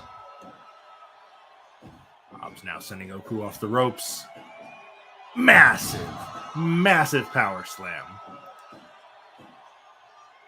Hooks the leg. 1, 2, 3. That does it. Powerhouse Hobbs moves on to the round of 32. The number 93 seed. And number 413, Michael Oku's Cinderella story comes to an end. No new shoes for you, Michael Oku, but a heck of a performance through 4 matches. Spinning spine buster from Hobbs is all she wrote. And Powerhouse Hobbs has advanced to the round of 32. Big time win for Hobbs. So we now know he will face the winner of our main event tonight in 6 weeks in the 5th round. But still 3 more big matches to go on this show as we fill in another 3 spots in that round of 32. We now know 9 of the wrestlers who have advanced to the point. We'll go through the full bracket coming up at the end of the show. Let me find our referee for this match. Where are you, Daphne? There you are. Daphne LaShawn from WWE will be our referee because this is an all WWE matchup, which is exciting. I love it when we have the intra-promotional matches because it means that we've got some history we can talk about in addition to what they've done thus far in the tournament. One half of the undisputed WWE Tag Team Champions trying to punch his ticket into the round of 32, and a former world champion standing in his way. Now first, Dolph Ziggler. Ziggler, the number 276 seed. In matches involving Jey Uso, first of all, they've teamed 13 times. They have a 9-4 record as a team. But in matches where they are against each other, it's happened 18 times. Ziggler has only 3 wins to Uso's 7. They have also been in, Battle Royals, Royal Rumbles, Elimination Chambers, Gauntlets, where neither of them won. But in just straight up head-to-head matches, they've never had a singles match.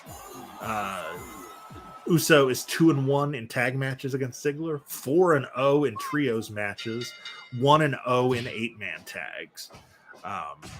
Then 0-10 across Battle Royals, Royal Rumbles, Elimination Chambers, and Gauntlets.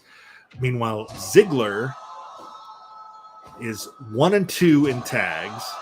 He won one of those 7 Battle Royals and a Gauntlet, but other than that, he has never beat Jey Uso. And as I mentioned, they are 9-4 as a team. Big Samoan drop from the Samoan superstar Jey Uso. Uso won our opening match. It was our shortest match of the evening, 10 minutes and 1 second. We beat Emi Sakura with that Uso splash. Ziggler took 17 minutes, 55 seconds. Another 100% quality match for the Zigzag Man when he beat Tetsuya Naito with a diving body attack. Hooks the leg here. 1 count only, says referee Daphne LaShawn. Uso sent off the ropes. Flapjack by Ziggler.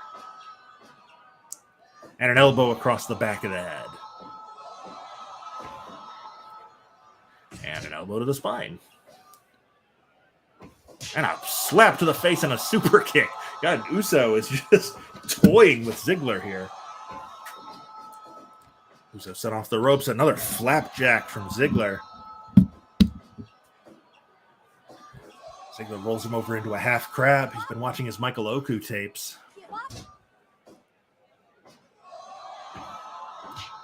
Trading blows back and forth now. Lefts from Uso, rights from Ziggler. Ziggler goes down. Uso to the top rope. Uso splash. 1, 2.9. That was almost by far the shortest match of the tournament. The previous shortest match was 6 minutes and 20 seconds between EC3 and Tyler Bate. This would have been just barely more than half that. These guys had matches earlier, so it is distinctly possible that they could be a little tired. Big elbow from Ziggler. He's slow to get up. Uso now bringing him into the corner, slamming his head off the top turnbuckle, charging in with a running forearm and a super kick. Get to the top rope. Uso splash. Too close to the ropes. X Factor. I guess it's the Z Factor from Ziggler. Now to the top rope. And a diving crossbody. 1, 2.9.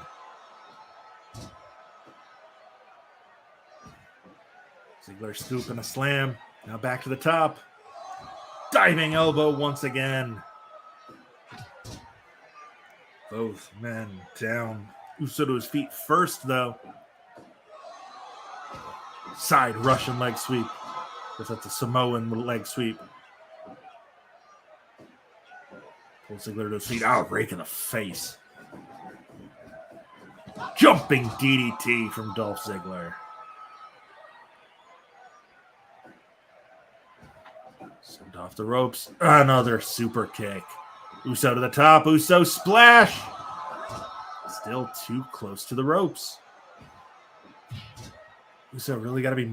I think he's just a little excited. Probably did not expect to be in this position. Another Uso splash.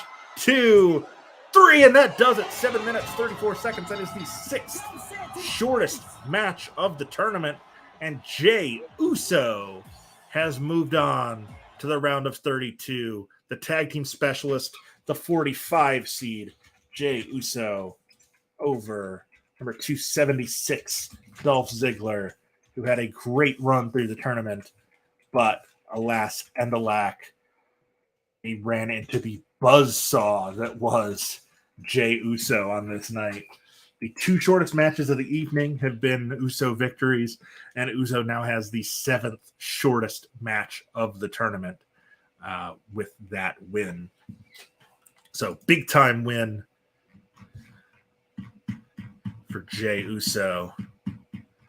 So we know he will be facing the winner the winner of our next match, Matt Jackson and Kento Miyahara, in a match that will happen in 6 weeks in round 5. Go back and grab our referee for this one. It'll be Ryohei Takada. Takeda. Nope, I'm sorry. Mac Takeda will be the referee of our main event. This is Ryohei Nakatani from Big Japan. In this match, we will see All Japan represented. Not All Japan, but All Japan Pro Wrestling. We'll see Kento Miyahara, the number 180 seed, as he takes on AEW's number 116, the Elite's Matt Jackson. And there are a lot of guys named Matt in wrestling. In AEW alone, there's Hardy, Jackson, Menard, and Seidel.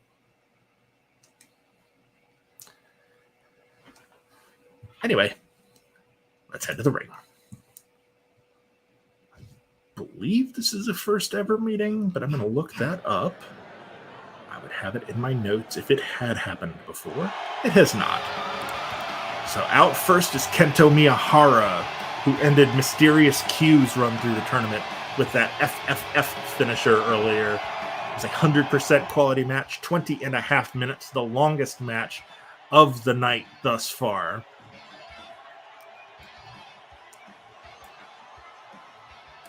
And he is in there with Matt Jackson, who beat Big E, upset Big E in a 99% quality match, 14 minutes, 34 seconds, with a flying body press.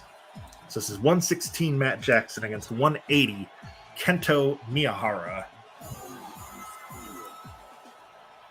Jackson's AEW counterpart, Powerhouse Hobbs, picked up a victory earlier on to advance to the round of 32. Jackson hoping to join him there.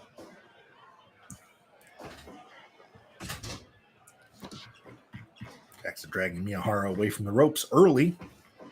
Not sure what he thought he was going to do, but Jey Uso, probably after hitting the shower and toweling off, will be watching this one on the monitor. He may even hold off on the shower till after he watches this match because he wants to know everything about his round 5 opponent. Uso's had a very good run thus far. Number 45 seed has made it to the round of 32, where he will face either number 116 or number 180, which is the match that is happening now. So that's Kento Miyahara in the red, Matt Jackson in the black, yellow, and purple.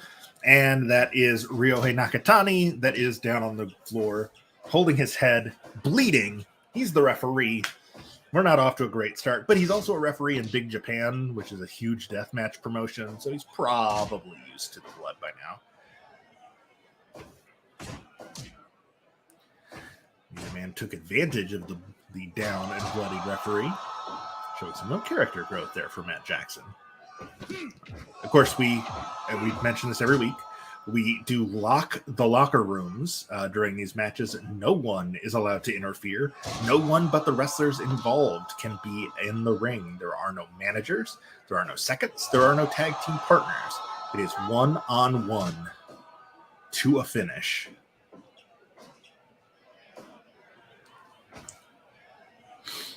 Jackson, I'm not sure what he thought he was doing there, but snaps on a Rana. That's a pretty good move. And then a somersault. Trading blows here. Forearms from Miyahara. Kicks from Jackson. Both men down. Jackson first to his feet. Off the ropes. Slams on the brakes when he sees Miyahara getting to his feet. Busaiku knee.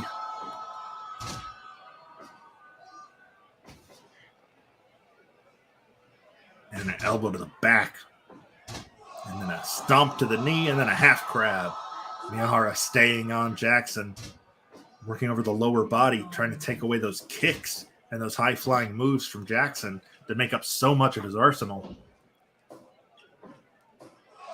Miyahara swings and misses on the forearm. It does send Jackson into the corner. Another big knee right to the face. As if to say, where do you think you're going? Jackson sends him into the corner, charges in, steps up, pendulum drop kick in the corner. Beautifully done by Matt Jackson.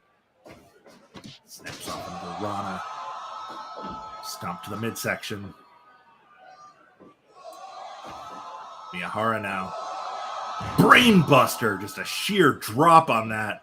Dropping Matt Jackson right on the tippy top of his head. But Matt, back up into a code red. 1, 2. Count only, says Ryohei Nakatani. Northern Lights suplex, but Matt's feet are under the ropes. Super kick from Matt Jackson. Rear chin lock.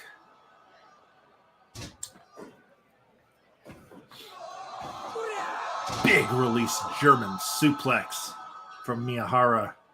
And that goes behind Jackson with a running bulldog. Stomp to the face. Release German suplex. Go behind. Arm capture German. 1, 2, 0.9. Sort of a variation on the straight jacket suplex. 1, 2, 0.9 on the code red. The step up Enziguri, but Miyahara nowhere to be found. Another code red, but I think they're too close to the ropes. No, they're not. 2.9. Miyahara kicks out. That was dangerous. Pele kick from Matt Jackson. Matt now off the ropes. Cazadora Bulldog takes down Kento Miyahara. Punch to the midsection. And a big trio of headbutts there from Miyahara. Stomp to the inside of the knee. Hardy sends him off the ropes. Cazadora into the Bulldog. Benzagiri attempt misses.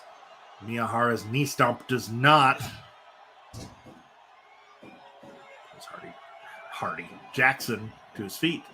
And a big running boot to the face. Matt with a boot of his own. Miyahara with a punch to the gut. These two men jockeying for position. Miyahara go behind. But a Pele kick from Matt Jackson. Dragon screw leg whip. Matt trying to get the crowd behind him. Going for that tombstone. No, Miyahara reverses it. Tombstone pile driver. And a stomp to the face. That would have been a really good opportunity for Miyahara to go for the pin. Oh, but he hits that running knee strike. But he cannot capitalize. And Matt Jackson is back to his feet as we pass the 12-minute mark. I thought that might have been it. But a super kick from Jackson. Now Miyahara, I thought he was going for that brainbuster again, but Matt got out of it. Backstabber.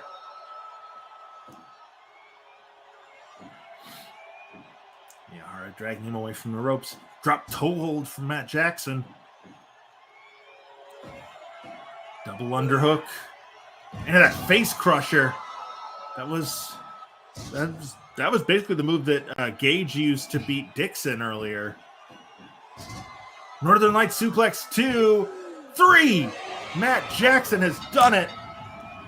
He has moved on to the round of 32. It's been a good night for tag team specialists as Jey Uso and now Matt Jackson have advanced to the round of 32. Big time win for Matt. 89% quality on that one, on that Northern Lights suplex finish. Kento Miyahara, after a great run through the tournament, has been eliminated. Matt Jackson moves on.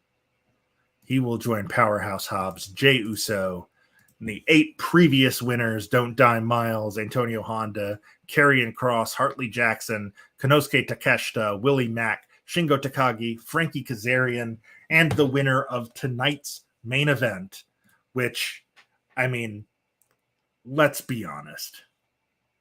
There's been enough talk. It's time for the main event. And of course, what main event on a show like this could ever be aside from the chalk matchup, folks, I can't believe I'm saying this either, between the number 4 seed, Drew McIntyre, and the number 61 seed, Nick Gage. Folks, this one is completely unpredictable. Do not even attempt to predict it. I predicted there would be blood. I knew there would be blood when Gage fought Billy Dixon earlier tonight. And there wasn't. There wasn't. He even brought out a sickle, but he wasn't able to use it. Brought out a light tube, wasn't able to use it. Brought out a chair, wasn't able to use it. You know that's got to be eating him up inside. So what does he have in store for Drew McIntyre? Nick Gage again beat Billy Dixon with that double arm jumping pile driver. And he's going in there against the man who put away Kushida with that Claymore kick, Drew McIntyre. Man, this is big fight feel. And again, just completely unpredictable. Anything can happen in this match, and I wouldn't want it any other way. Drew McIntyre ready, and he better be, because he's about to go to war. with one of the most dangerous men in the history of the wrestling business, Nick Gage.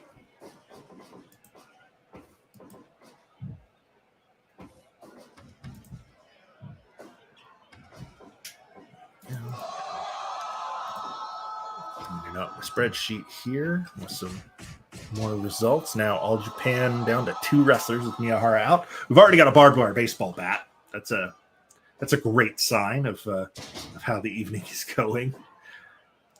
If McIntyre loses this match, New Japan will move into second among promotions with wrestlers remaining.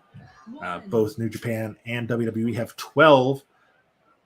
Gage has the barbed wire bat. Has another. He has now brought 2 barbed wire bats into the ring. Mac Takeda is the referee from Big Japan. Deadlift German from Gage, but McIntyre pops right back up. Big hip toss takes Gage down. Break of the eyes by Gage. McIntyre sends him off the ropes. Gage grabs the ropes. Big hip toss from McIntyre. Into the midsection. McIntyre, well, I don't know what he was going for, but Gage moved, so McIntyre slammed on the brakes. Veteran move there. Scoop and a slam by Gage, almost dropping on and dragging him across the bat. I guess he must have dragged him next to the bat because McIntyre is not bloodied yet.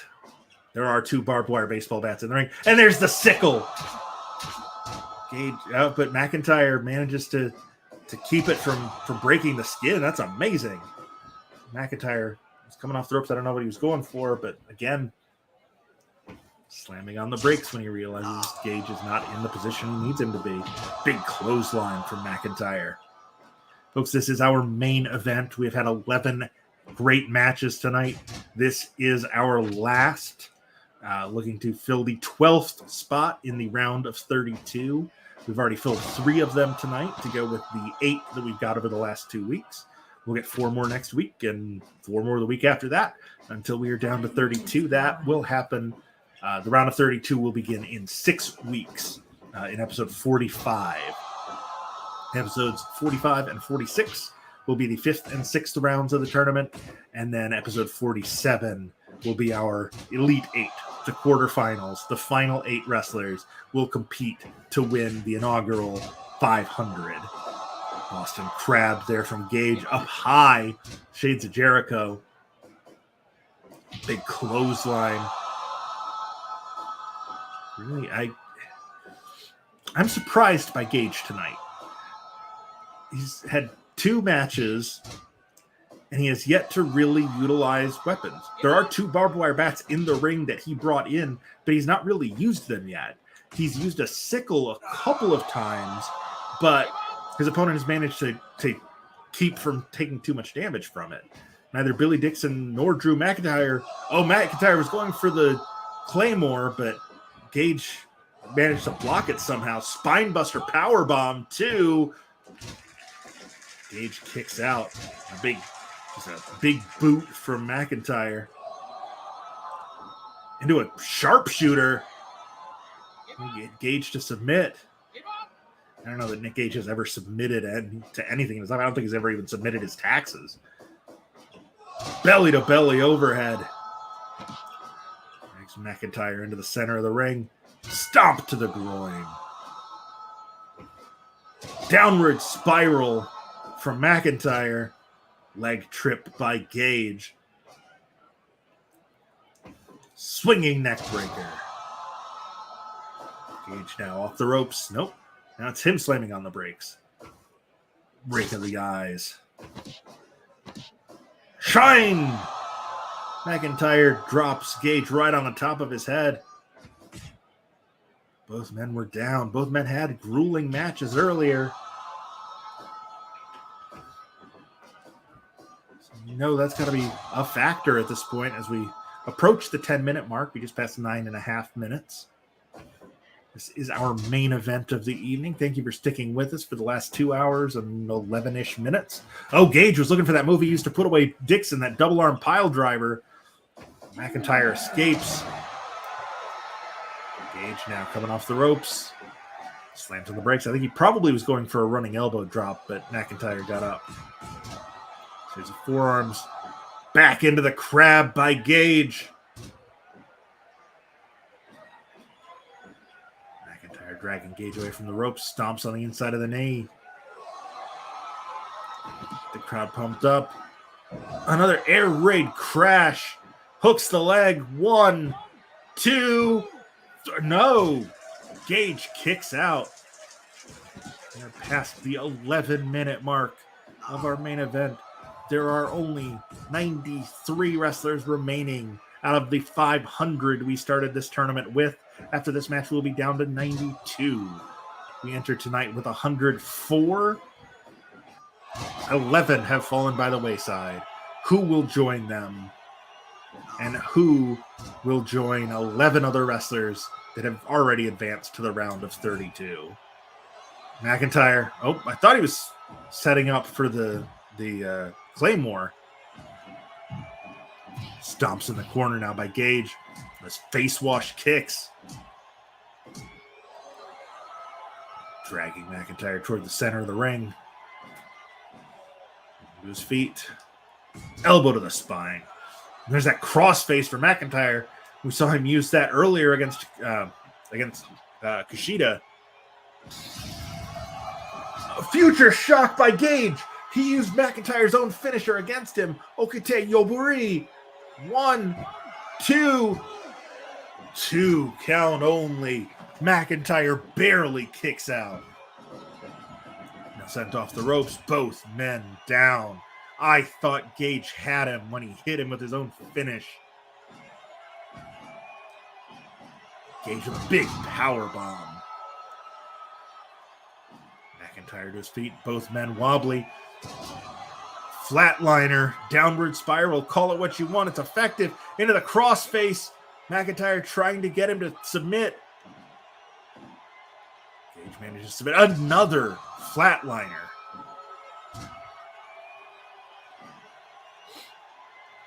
Gage unable to capitalize on that leg trip. Now he's going for another power bomb and he hits it. And a big time clothesline. Gage signaling for the end here. No, McIntyre hits him with a future shock. 1, 2. Mac Takeda, the referee, did not seem to be in any hurry to count that pin. He took his time walking across the ring. Gage up top, frog splash. 1, 2, 3. Nick Gage has beat Drew McIntyre and is going to the round of 32. Nick Gage has beaten Drew McIntyre. Folks, let that sink in for just a second. Drew McIntyre was just pinned clean by Nick Gage. The number 61 seed in the tournament, Nick Gage, advances. And the number 4, Drew McIntyre, is out. Meaning that now the Vegas odds, in terms of just pure chalk, now has a final between Bobby Lashley and Kota Ibushi, which prior to this was Lashley and McIntyre. But McIntyre is now out, and we will see Ibushi in action next week, episode 40. So we entered tonight with 16 wrestlers. We leave with 4. Powerhouse Hobbs, Jey Uso, Matt Jackson, and Nick Gage have all advanced to the round of 32. They will join Don't Die Miles, Antonio Honda, Karrion Kross, Hartley Jackson, Konosuke Takeshita, Willie Mack, Shingo Takagi, and Frankie Kazarian, who have all won their matches over the last 2 weeks. There will be 20 more spots filled over the next 5 weeks. And then in 6 weeks, episode 45 is when we will start the 5th round, where we will narrow the 32 down to 8 for episode 47's quarterfinals, semifinals, and championship match. Folks, we started with 500. We are down to 92. Emi Sakura, Evil, Tetsuya Endo, Toru Sugiura, Mysterious Q, Billy Dixon, Kushida, Big E, Michael Oku, Dolph Ziggler, Kento Miyahara, and now Drew McIntyre have all been eliminated. Folks, next week, Kota Ibushi against Xavier Woods, Go Shiozaki against Jungle Boy Jack Perry, Gunta against Zack Sabre Jr., Leon Ruffin against Trey Miguel, Randy Orton and Matt Taven, Mansoor against Luchasaurus, Brody King against Fred Rosser, and Ricky Shane Page against Gregory Iron. Folks, that is a huge set of matches, and then the winners of each match will face each other later on in the night. It'll be like it's been the last 3 weeks. The 8 winners face off. Only 4 of those 16 wrestlers will survive, and they will fill in the rest of the left half of the round of 32 bracket. Folks, all of our social medias are up in the upper right corner. Most likely tomorrow, I will be posting my predictions for the PWI 500. The actual list will be revealed sometime this week. The digital copy comes out on Wednesday, so we will know for sure what the list is then. The top 10 usually leaks before then. We may know as early as, we may know now. I haven't been on Twitter for the last 2.5 hours, so it's possible that the top 10 has already dropped. I'm predicting Roman Reigns number 1, either Hangman Page or Jon Moxley number 2. I was leaning hard toward Page, but the more I'm thinking about it, the more I'm thinking it's probably Mox at number 2, Hangman 3, and then probably Drew McIntyre 4th for the 3rd year in a row. But it's all up in the air. I'm predicting a high placement for Alex Colon this year. Kind of flew under the radar because he's working primarily in Game Changer Wrestling, but he actually main evented more pay-per-views this year than anyone else. As I mentioned, I think, obviously high on the list, we'll see Josh Alexander, Tanahashi, Big E, Moose, Seth Rollins, Kevin Owens. Alex Colon, I just mentioned. I think El Lindemann had an excellent year in Japan. I could see him having a career best ranking. Obviously, Okada, Lashley, Ospreay, they'll all finish high. They always do. Jay White as well. Christian Cage had a great comeback year. It wouldn't surprise me to see him in the top 20 somewhere. Matt Cardona really had a good year. Randy Orton always has good years. McIntyre, Cody Rhodes, missed some time with injuries and contract issues. So, probably somewhere he was number 12 this year. I'm thinking, I think he was 11 this year.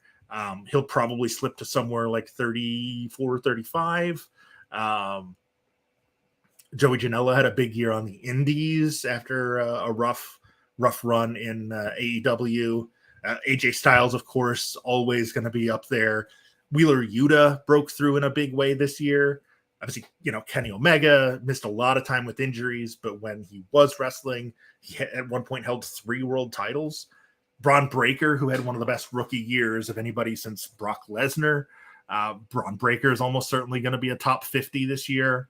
And then, obviously guys a little less known to the, kind of mainstream wrestling audience. Guys like John Wayne Murdoch will probably be ranked pretty high. Hayato Tamura, Ryuichi Kawakami. And, obviously there will be a ton of indie guys, below 250. But I think we're going to see a lot of guys jump compared to previous years. It was a big year for breakout performances. Guys like Yuta and Daniel Garcia, and even the Usos.